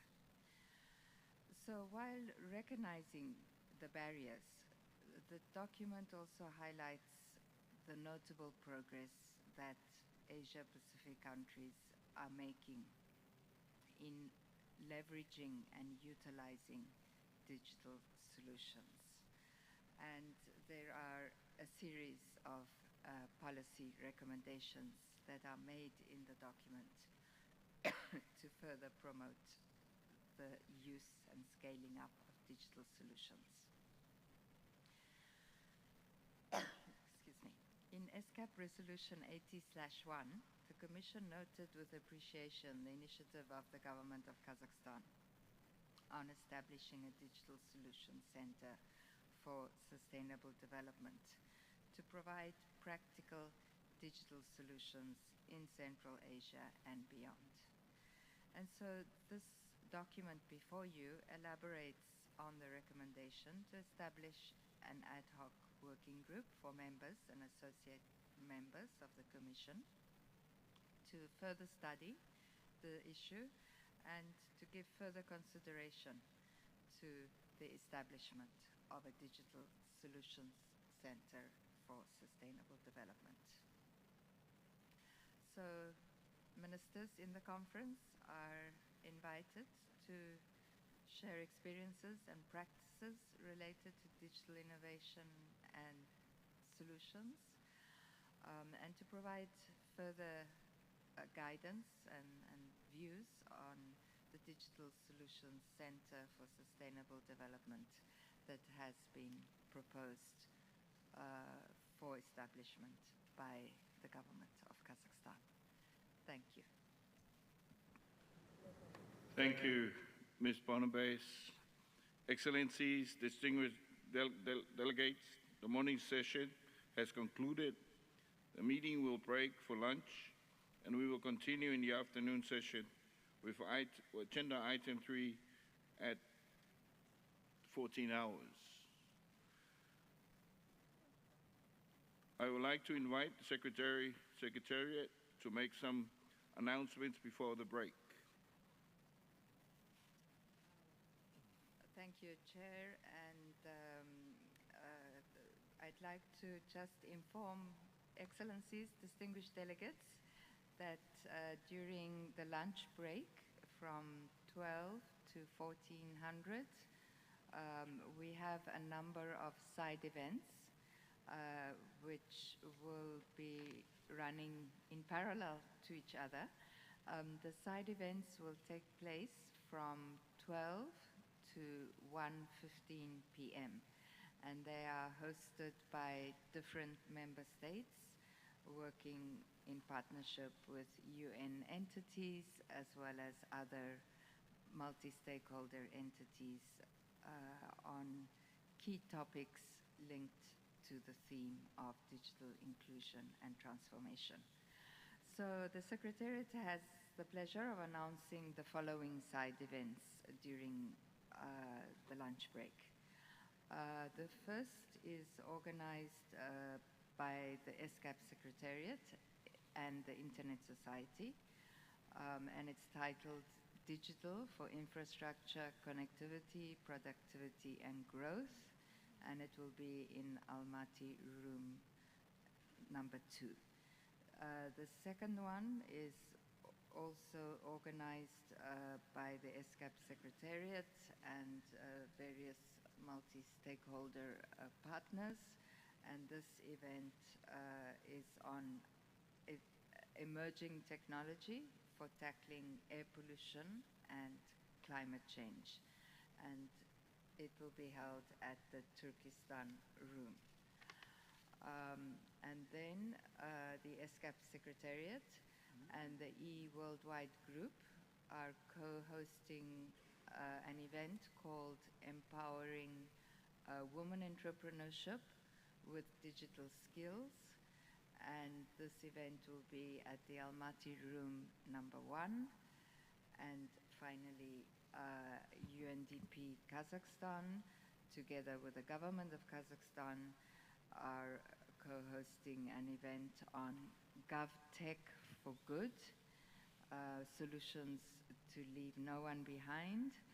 And this will be at the Caspian side event room.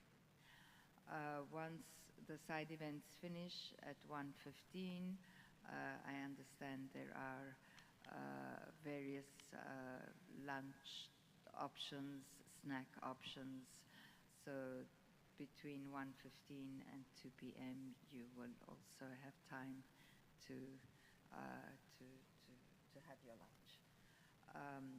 But Chair, if I may, through you, request everyone to kindly be back in this room at 2 p.m. sharp for continuation of agenda item 3, and we will be commencing agenda item 3 with a panel discussion.